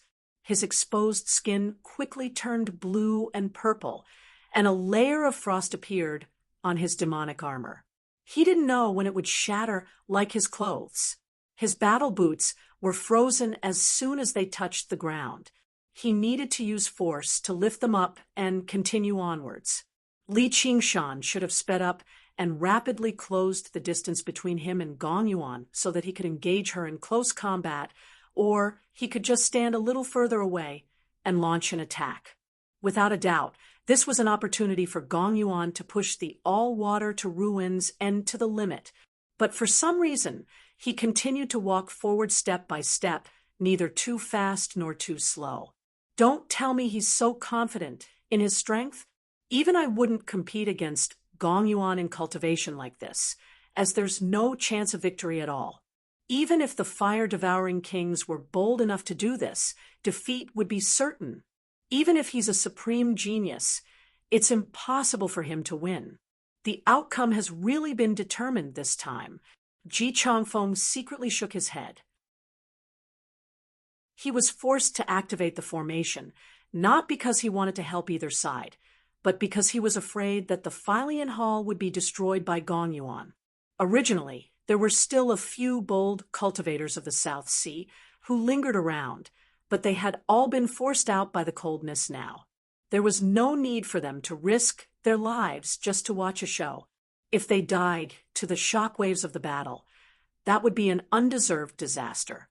Large areas of Li Qingshan's body suffered from frostbite and necrosis. His eyes turned white too, covered in a layer of frost.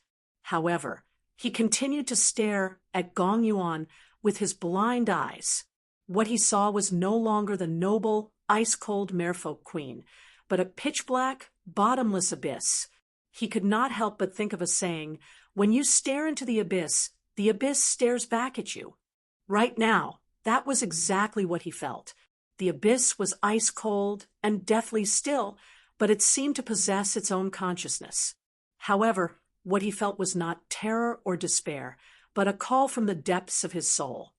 It was exactly this wondrous feeling that prevented him from attacking in a hurry. When the ground became frozen soil, the tiger bones stiffened, and even the phoenix lost its endless vitality. However, the spirit turtle's mind became especially clear. The spirit turtle's method of sea suppression circulated at an unprecedented speed, radiating with divine light. What's going on? Li Qingshan was perplexed. Back when he met Gong Yuan's gaze on the whale's back, he felt very comfortable.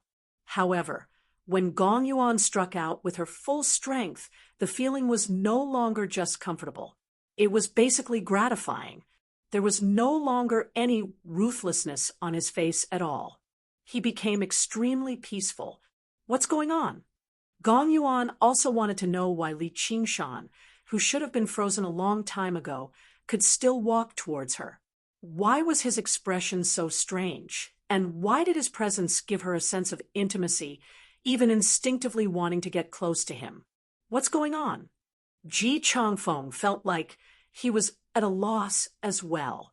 If he only looked at their expressions, he would never believe that they were about to fight to the death. Finally, Li Qingshan stepped over the white jade table that had been frozen into shards and arrived before Gong Yuan. Their presences intertwined, and the feeling of intimacy reached the limit. If I can maintain this state, breaking through to the fifth layer of the spirit turtle will be a piece of cake. Li Qingshan sighed inside, but there was also a hint of joy. The 9 transformations of the demonic and divine was easy in the beginning, but it became more difficult the further one progressed. The wondrous power that Gong Yuan gave off had undoubtedly opened a window for the spirit turtle's cultivation. As for Gong Yuan, she just closed her eyes as if she was sensing something silently. She practiced the all-water to ruins and all year round. Even when she left the ocean and stood among people, she still felt like she was in the abyss of the ocean, facing the unfathomable ruins, and it left her extremely exhausted, which led to a severe inner demon. Being prone to hysteria was one of the external manifestations of inner demons. If she could not suppress her inner demons, not only would it be difficult for her cultivation to increase, but she might even face the danger of suffering from qi deviation. Inner demons were different from demonic nature. They were very difficult to deal with through external methods. They could only be dealt with by themselves. Many cultivators ended up ruined by this, which was also known as qi deviation. This was not as simple as falling into the demonic path and becoming a demonic cultivator. Instead, it was losing control of the mind. It was easier for demonic cultivators to suffer qi deviation than regular cultivators. When regular people lost control of their minds, they would only go mad. Cultivators possessed great power in the first place. Once their minds lost control of this power, the consequences were self-evident. But at this moment, she felt her mind become unprecedentedly peaceful. It was so comfortable that she almost wanted to moan. Whether it was Gong Yuan or Li Qingshan, neither of them knew that the mysterious ruins end was the home of the spirit turtle, the final resting place of the spirit turtle. Because newborn spirit turtles could not survive in ruins end, adult spirit turtles would reproduce outside ruins end. Once the little spirit turtle matured, it would swim back to ruins end like a river flowing back to the ocean. This cycle repeated itself. The environment of ruins end was far too deathly still. Only spirit turtles liked it. Even water element divine beasts that were no weaker than spirit turtles would not stay there for long, even if they could endure the environment there. However, to spirit turtles that pursued peace and longevity, it was the most ideal paradise. Just like how humans referred to the Mother River, they also treated ruins end as their mother. Meanwhile, the mysterious will or laws of ruins end also treated spirit turtles as their beloved children. This was why the two of them had such a wondrous reaction. But at this moment, Li Qingshan was in an extremely dangerous state. Although his body was tough, it was almost frozen solid. His expression remained calm as he slowly extended his hand. With every movement, the sound of ice cracking and shattering could be heard. Even his tiger bones became fragile in the extreme cold. Chapter 876. Gong Yuan shuddered and opened her eyes. Her ocean blue eyes were filled with incomparable shock. However, after glancing at Li Qingshan, it immediately turned into embarrassment and anger. It turned out that even the demonic heart in Li Qingshan's body had been frozen. Naturally, the demonic armor could not be maintained, and his muscular naked body was exposed. Although she was not an innocent girl and could not bear to see a naked man, the problem was that this naked man was standing in front of her, less than a foot away. One of his hands was even on her shoulder. The corner of Li Qingshan's mouth twitched with difficulty. He could not tell if he was apologetic or proud. At the side, Ji Chongfeng's eyes widened. He had never seen such a strange scene in his life. The naked man stood in front of the noble and elegant mermaid queen, with one hand on her shoulder and a strange smile on his face. Take off your dirty hand." The cold air that Gong Yuan emitted became even denser. Her voice was also as cold as ice. Not only did Li Qingshan not do that, he raised his other hand and placed it on her other shoulder. He did not have much killing intent now. Instead, he was more concerned about the secrets on her body. Although Gong Yuan appeared angry, he could clearly feel that her hostility had been appeased. Moreover, he believed that she could also feel the change in him. It was a very strange feeling. However, if this continued, he was afraid that he would be frozen to death. He would not place all his hopes on his opponent. At this distance, as long as he used his hands to grab her neck and release the power of vibration, although Gong Yuan's physique was strong, it might not be comparable to the Corpse King from before. He could turn the situation around in an instant. Gong Yuan frowned slightly. Her expression changed. Her breasts rose and fell. She took a deep breath and suddenly took a step back. She retracted the cold air. "I'll spare your life today." Then, he flicked his sleeves and left. When he brushed past Li Qingshan, he even glanced at him. There was no longer any hostility in his gaze. Instead, it was as if he had seen some kind of rare and precious item. At the same time, this item contained some kind of disgusting attribute, so he couldn't decide what to do with it. When they arrived at the entrance of the hall, Little N stepped aside, without saying a word. Gong Yuan glared at her fiercely. Elder Blue felt strange. Although his thoughts were not meticulous, he had still watched Gong Yuan grow up. He could keenly sense that there was a subtle change in Gong Yuan's temperament. There was less melancholy and cruelty. He looked at Li Qingshan in surprise, wondering what had just happened. Only Li Qingshan and Gong Yuan were clear about the changes in their auras. Others could not understand it. The flames of the phoenix warmed his entire body, and the necrosis on Li Qingshan's body rapidly healed. His skin recovered its normal color in the blink of an eye. He looked at his hand and smiled. He never thought he would reap such an unexpected benefit this time. However, calling it an accident was not really an accident. Just like how the fire devourers possessed the divine Wudong tree, it made perfect sense for merfolk, who were born with the spirit of water, to possess items that could assist in the cultivation of spirit turtles.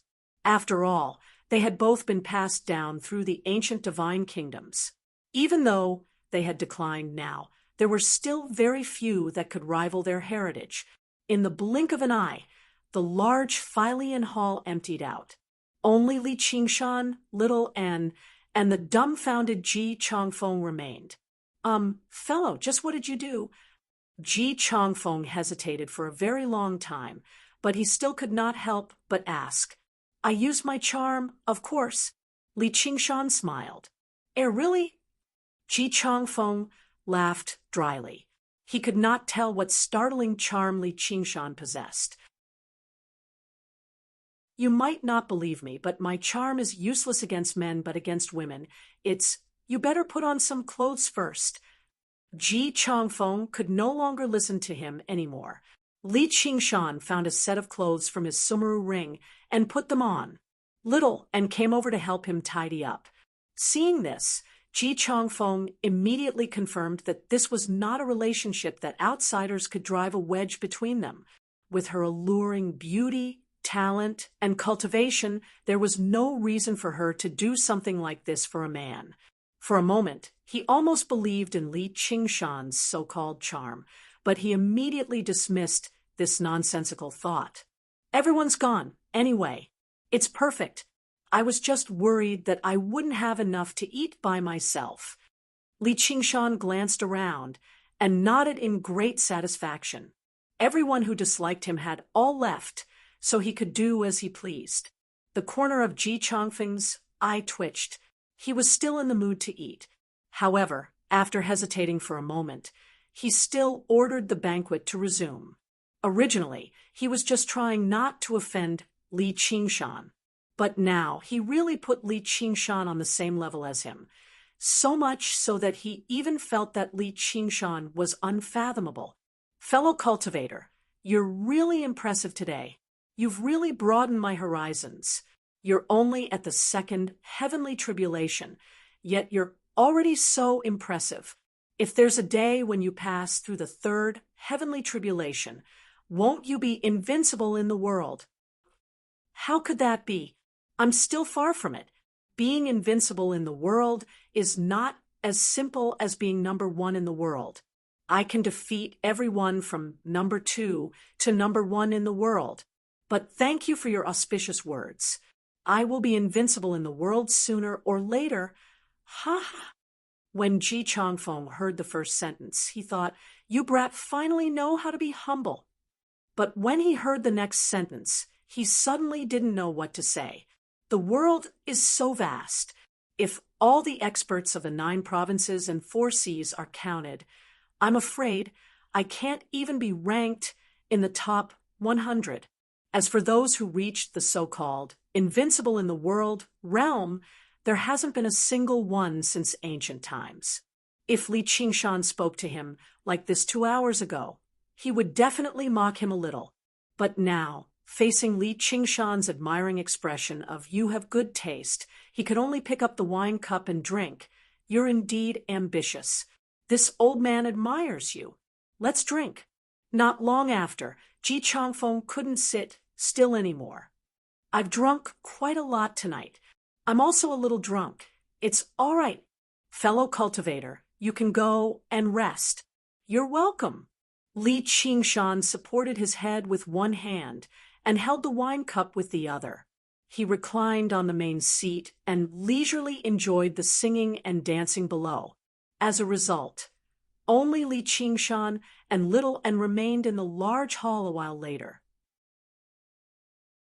He simply waved his hand and dismissed the singers and dancers as well. It's really clean now, Li Qingshan communicated.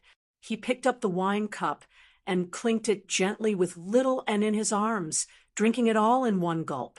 Why? Little N took his wine cup with one hand and placed his own into Li Qingshan's hand with the other. Li Qingshan drank it all in one gulp again. The aura that Gong Yuan gives off is extremely strange. It seems to be very beneficial to the spirit turtle transformation, and the aura of the spirit turtle seems to be beneficial to her as well. You want to dual cultivate with her? Of course. She's a queen after all.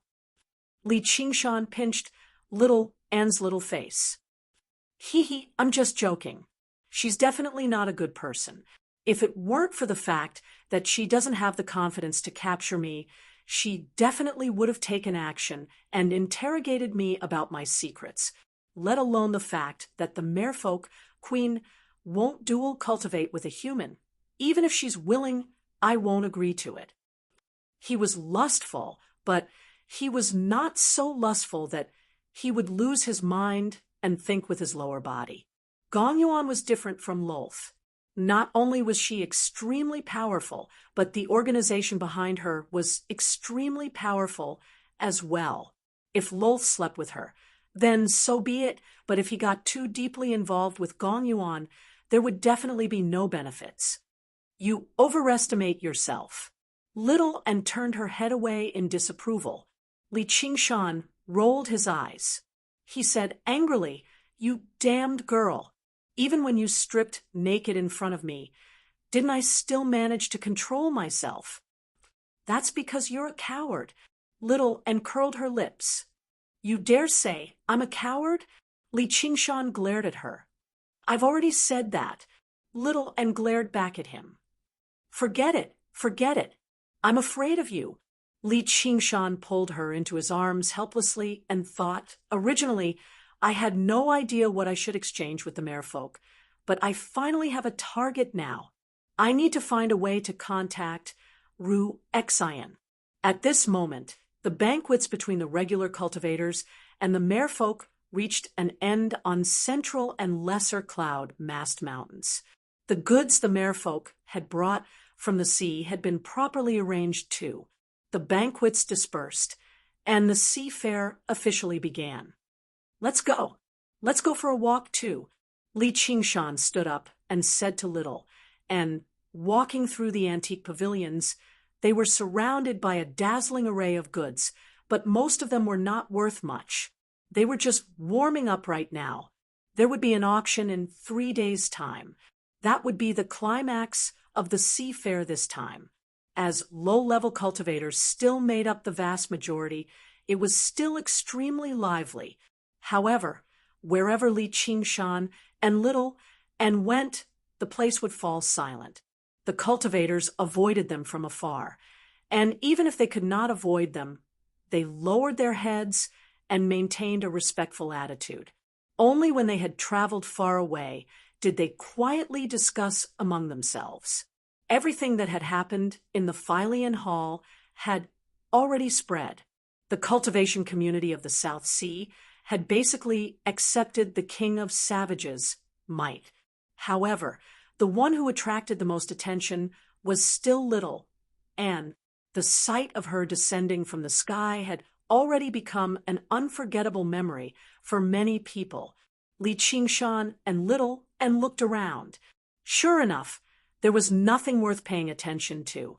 They arrived on the balcony outside the pavilion and leaned against the railing, gazing into the distance. The heavy rain was still pouring down, falling into the South Sea in an overwhelming manner. The waves constantly surged towards the shore, splashing against the rocks and cliffs. The raging waves beat against the shore, stirring up 1,000 piles of snow. The landscape is like a painting, and how many heroes have there been in a time? Li Qingshan said slowly. Little Li II, even if you don't recite poems, we are still friends. A familiar voice suddenly appeared in his mind. On the balcony of the lower floor, Ru Xian was leaning against the railing, gazing at the night rain. What is your relationship with Gong Yuan? Li Qingshan originally had a stomach full of questions, but when it came to the most gossipy one, it was at the tip of his tongue. Ru Xian was silent for a moment, then said, "Next question. What kind of cultivation method does she cultivate?" Li Qingshan could hear that she was not in a good mood, so he went straight to the point.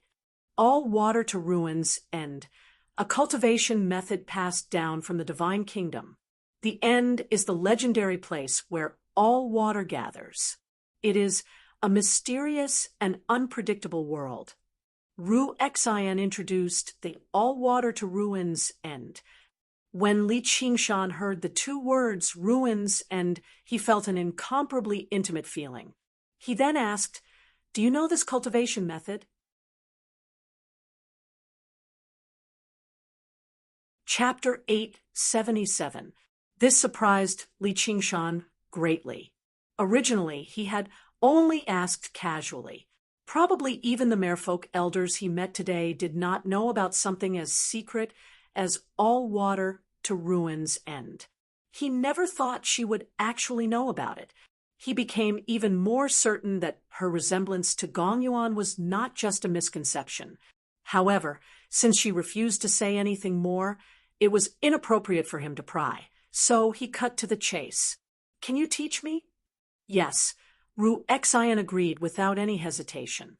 "However, even if I teach you, you won't be able to cultivate it." "Why?" "Cultivating this cultivation method requires you to connect with ruins end. That's not something you can achieve just by finding a random sea abyss.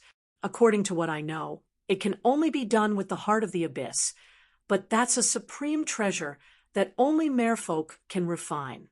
It's in Gong Yuan's hands right now." "Then what if I exchange it with her? For example, I can use that virus of yours." "That's impossible. The refinement method for the heart of the abyss has already been lost. The imperial court of the merfolk only has a single one. Once it's lost, Gong Yuan's cultivation will stagnate, and I've already thought of what I want to exchange for it." The path of cultivation was crucial to any cultivator, and it was even more so to experts like Gong Yuan. Li Qingshan suspected that even if he threatened her with the fate of the entire merfolk race, she might not necessarily hand over the heart of the abyss. That's a little troublesome. Whatever, I'm not in a hurry anyway. I'll think about it when the time comes. His priority right now was to raise the Phoenix transformation to the 4th layer. Once his strength increased, forcefully stealing it was not impossible. Oh, right. What do you want to exchange for? Li Qingshan asked curiously. The lost stalks of the King of Yu. What's that? One of the things that the King of Southern Yu wants the most. More accurately speaking, it's an incomplete stalk. That's the main objective of the Ram's trip. I still don't understand. In ancient times, a king of Yu skilled in divination attacked the Crystal Palace in an attempt to take the South Sea under the Kingdom of Yu's control. Because of a great storm, as well as the tenacious resistance of the merfolk, it finally ended in failure. Moreover, half of a set of calculation rods refined from dragon bones and dragon horns was lost in the Southern Sea. It is known as the King of Yu's remaining calculation.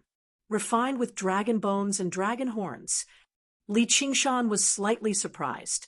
Just by looking at the materials, he could understand the value of this calculation token.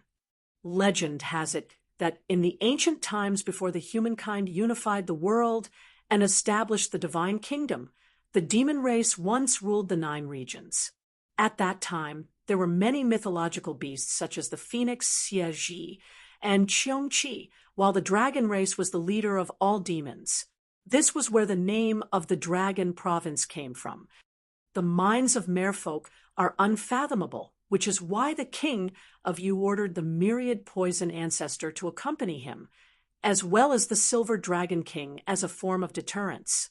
As a result, I hitched a ride, which makes it easier for me to bargain with Gong Yuan. Doesn't that mean you'll be in direct conflict with the King of Southern Yu's estate? Little and said you've already been suspected by that Mr. Ram. The King of Yu's remaining calculation was not of much practical use to Li Qingshan. Even if he obtained it, it would be incomplete. However, it was different to the King of Southern Yu. Right now, a war with the Green Province was imminent, just like how it was said that the more you calculate, the less you calculate, the more you calculate, the less you calculate, the less you calculate.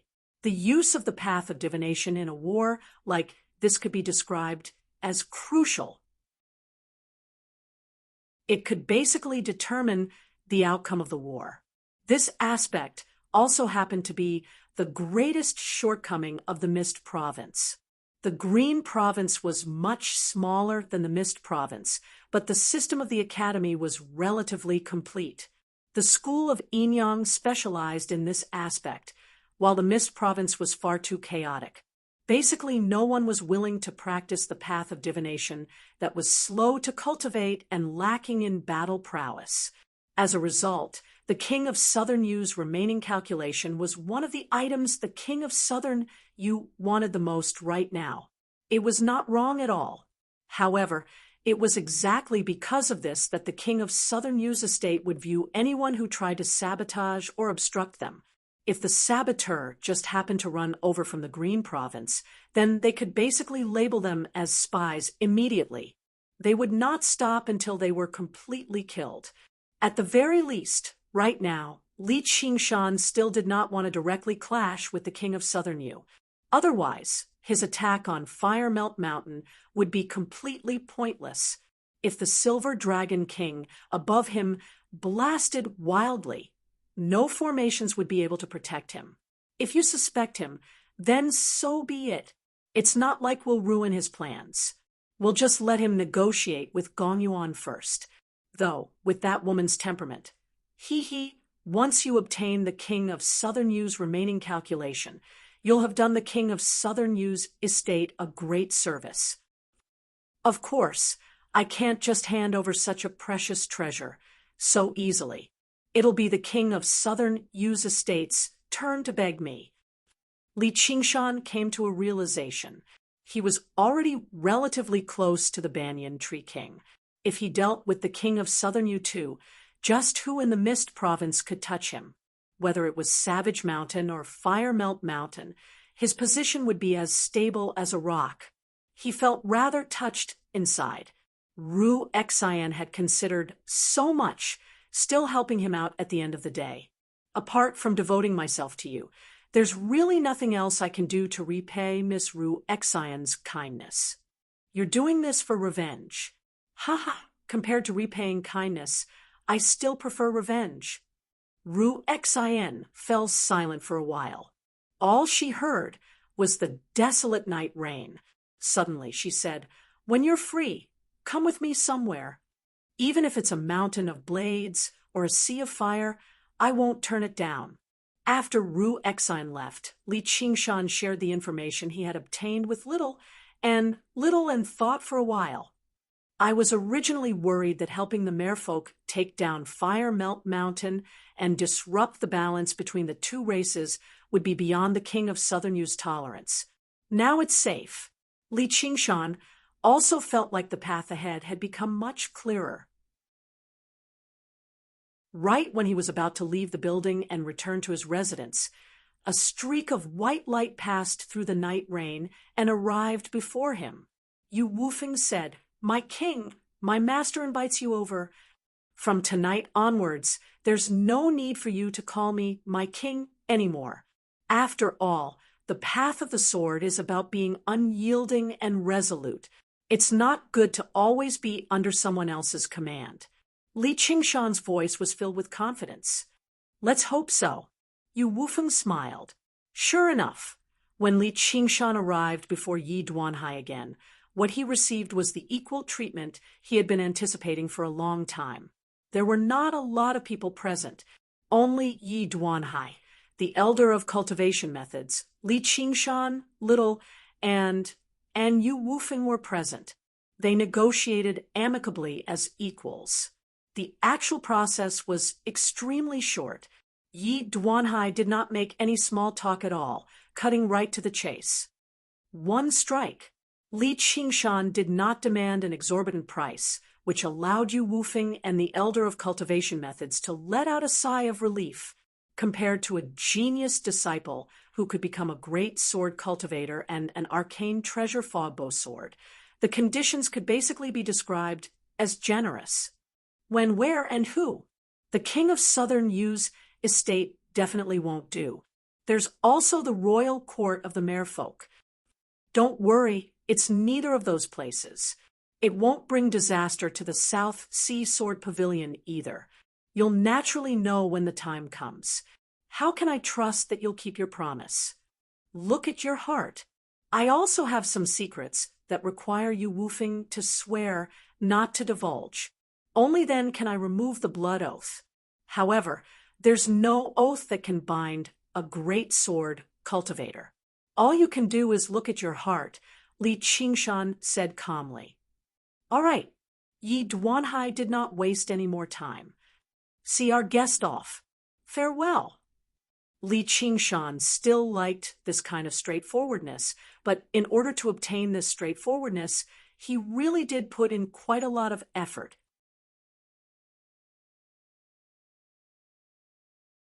Chapter 878. Time passed quickly. In the blink of an eye, several days had passed. Torrential rain poured down, whistling through the surroundings. It showed no signs of stopping. Gazing at the surroundings, the sky flashed with golden light, gilding the clouds. Sunlight shone on the ocean. If one looked from above, they would discover that the entire island was enveloped by a thick layer of dark clouds, while the other places were sunny, with white clouds drifting about. A mountain of clouds approached the sky above Giant Ship Island with the sea breeze. As if it had been swallowed, it merged into the thick clouds, making the rain even heavier. No matter how the sea breeze blew, the dark clouds remained unmoving. This was obviously the work of the merfolk.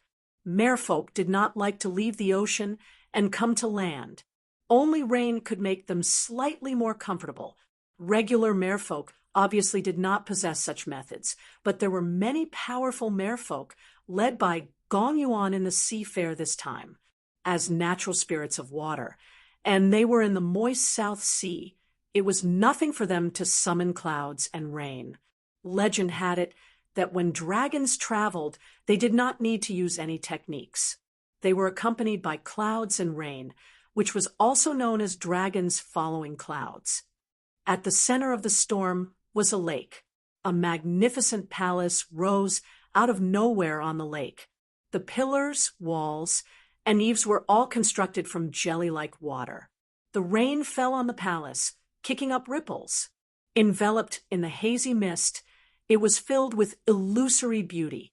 At this moment, the mist above the lake parted. An old man with a goatee and goat horns appeared.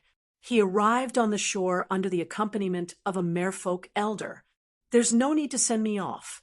Mr. Ram clasped his hands and emerged from the merfolk palace once again. Even with his mental fortitude, he could not hide his bad luck. This was already the 5th time he had tried to persuade her in the past few days.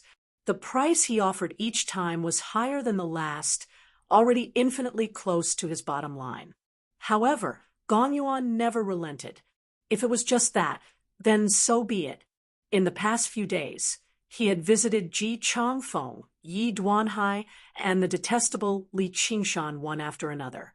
He only had a single objective, which was to pull them onto the chariot of the kingdom of Yu and make them honored guests of the king's estate. However, all of his attempts had ended in failure. This result was far too difficult to accept. It was basically one of the rare mistakes he had made in his life. Li Qingshan. Mr. Ram gritted his teeth in hatred. He'd had a premonition about this outcome since the moment he was forced to retreat in Philian Hall. With his cultivation at the second heavenly tribulation, Li Qingshan had to be a little more forceful. Only then would he be able to treat Yi Duanhai and the others as equals and carry out the transaction smoothly. How could Mr. Ram not need to display the might of Yu King Manor?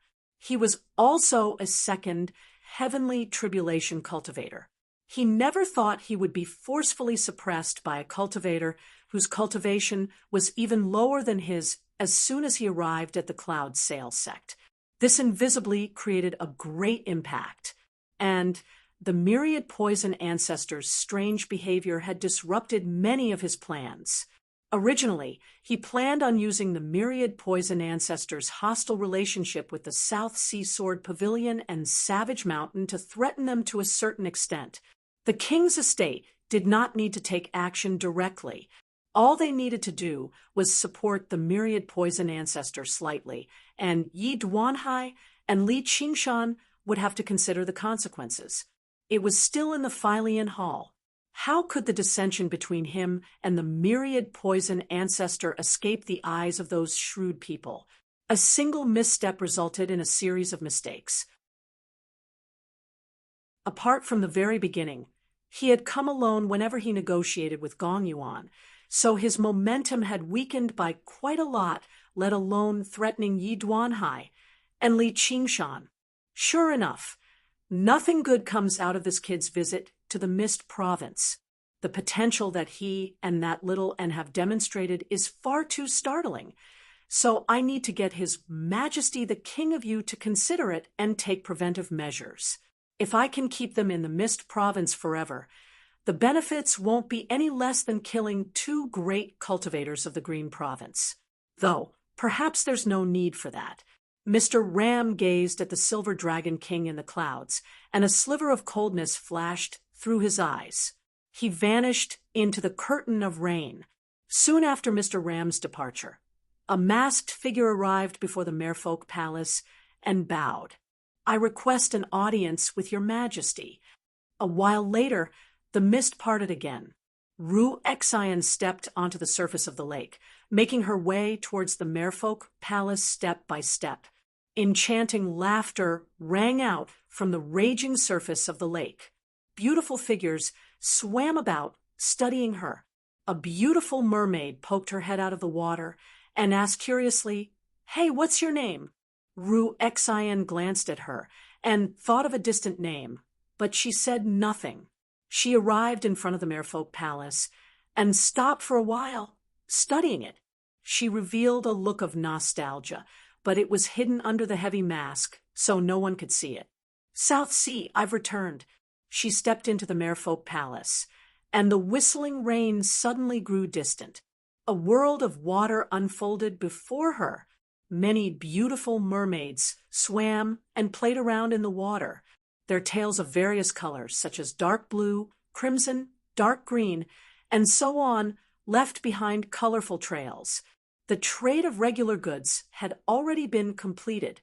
Most of them were bartering for resources that did not exist in the sea, as well as some reserves for war, such as pills, talismans, food, and so on. They finally did not have to conjure up legs to deal with those ugly humans anymore. Splitting their tails did not feel comfortable at all, and walking was very difficult too. It was nowhere near as difficult as swimming. The mermaids, who had only just conjured up legs, felt like they were walking on the tip of a blade when they walked on land. Once the auction ended the next day, they would be able to return home. So everyone was in a very good mood.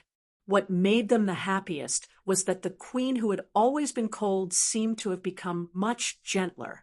When she was free, she would even guide them in their cultivation. This had never happened before. Ru Xian spotted Gong Yuan on the crystal throne with a single glance. She sucked in a deep breath and adjusted her emotions. The feeling of being a bystander in the crowd was completely different from being in front of her. "You're the myriad poison ancestor's disciple?" Gong Yuan asked from above. "Yes." "How dare you? You're a coward. You're requesting an audience with the queen. Why don't you remove your mask and state your name?" The captain of the guards, Gong Kun, scolded. "Due to refining poison, my appearance has been ruined. I don't want to show it to others, so please forgive me, Your Majesty. As for my name, it's just a code name. It can be real or fake, so it's not important at all," Ru Xian said hoarsely. Gong Yuan waved her hand and dismissed Gong Kun. Demonic cultivators who refined poison would often turn themselves into something that was neither human nor ghost. Looking at her figure, she was still a woman, so it made sense for her to be reluctant to show her face. Most importantly, she definitely had the myriad poison ancestors' orders for this trip. There was no need for her to provoke that narrow-minded old man over something as small as this. "Since it's a Merfolk Sea fair, I want to make a deal with Your Majesty," said Ru Xian. "Oh, tell me, what do you have? And what do you want to exchange with me?" "I want to use the lives of all the fire devourers who have yet to undergo the heavenly tribulation in Fire Melt Mountain to exchange for something with Your Majesty." The hall suddenly fell silent. The mere people were all taken aback. Chapter 879. The greatest weakness of other folk was their difficulty in reproducing, which was why they valued every single clansman very much. In particular, it was even more so in this age, where humanity flourished. Even the weakest of the clansmen might be able to produce powerful descendants. Fire Melt Mountain stretched for several hundred kilometers. There were only around 100,000 fire devourers, and around 100,000 of them had yet to undergo the heavenly tribulation. However, killing 100,000 fire devourers was much more difficult than killing 1,000,000 or even 10 million mortals unless they completely destroyed Fire Melt Mountain. However, that was basically impossible. Across the entire Mist Province, only the Banyan Tree King and the King of Southern Yu's estate possessed the strength to do so. However, if they started a war like that, they would have to pay a corresponding price. Demon kings and great cultivators would definitely die. Don't tell me it's another scheme from that old dog from the King of Southern Yu's estate, trying to trick the lost stalks of the King of Yu into returning. But isn't that a little too stupid of a lie? Gong Yuan stared at Ru Exine coldly and thought to herself, I want to use the lives of all the fire devourers who have yet to undergo the heavenly tribulation in Fire Melt Mountain to exchange for something with your majesty, Ru Exine repeated calmly. Even her tone had not changed at all. All right, I'd like to hear what you have to say, Gong Yuan said with the mindset of, I'd rather believe it than not. The security of Fire Melt Mountain is tight, so normally speaking, you have to kill the fire-devouring kings and breach Fire Melt Mountain before you can massacre fire devourers on a large scale. However, even great cultivators can't achieve something like that. If you have something to say, just say it. Stop beating around the bush, Gong Yuan said impatiently. All right, I've studied medicine for many years, and I've come up with an idea. Do you know about plagues, your majesty? Ru Exine asked. Fire devourers feed on fire. They're immune to all diseases, so how can they be infected by plagues? Is this your idea? Gong Yuan asked. Regular plagues obviously won't work. Please take a look at this, your majesty. Ru Exine fished out a grayish-white stone from her sumeru ring. The water surged and swept the stone over to Gong Yuan. She glanced at it and said, This is just a regular stone. What are you trying to pull? Don't tell me your majesty doesn't find the shape of this stone rather familiar? Originally, Gong Yuan had only used her soul sense to investigate whether there was anything strange in the rock or not. Only with Ru Exine's reminder did she take a closer look and become slightly surprised. This seems like the heart of a fire devourer. The heart of a fire devourer was equivalent to the demon core of a demon. However, demon cores had to be condensed after birth, while the heart was innately present. It was the source of power for fire devourers. However, it should be emitting a crimson glow and containing a dense amount of fire spiritual energy.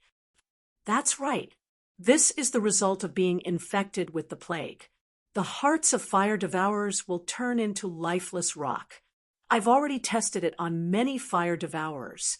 This plague is very contagious, and it has a certain degree of latency. Once it breaks out, death is certain. Stone heart, Ru Exine said.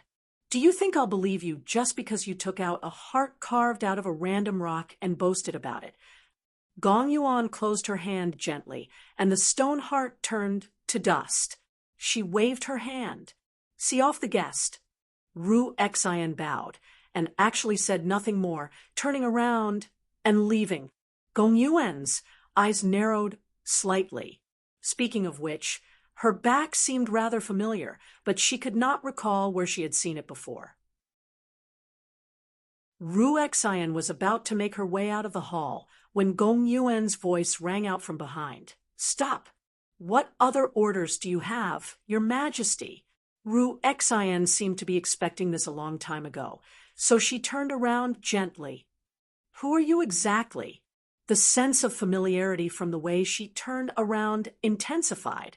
Gong Yuan had a vague feeling that there was a mysterious connection between her and this mysterious visitor, as if they were connected by an invisible thread. At her realm of cultivation, intuition was no longer just intuition. It was almost like divination and prophecy. Your Majesty shouldn't be concerned about my identity, but our deal, Ru Exine reminded her. You said you study the path of medicine, but I don't recall the myriad poison cult having any path of medicine. Even across the entire Mist Province, there aren't a lot of disciples of the School of Medicine.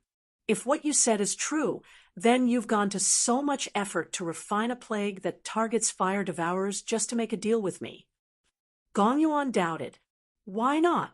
Ru Exine answered with a question. Gong Yuan curled her right index finger, and the flowing water before Ru Exine suddenly condensed into a blade of ice.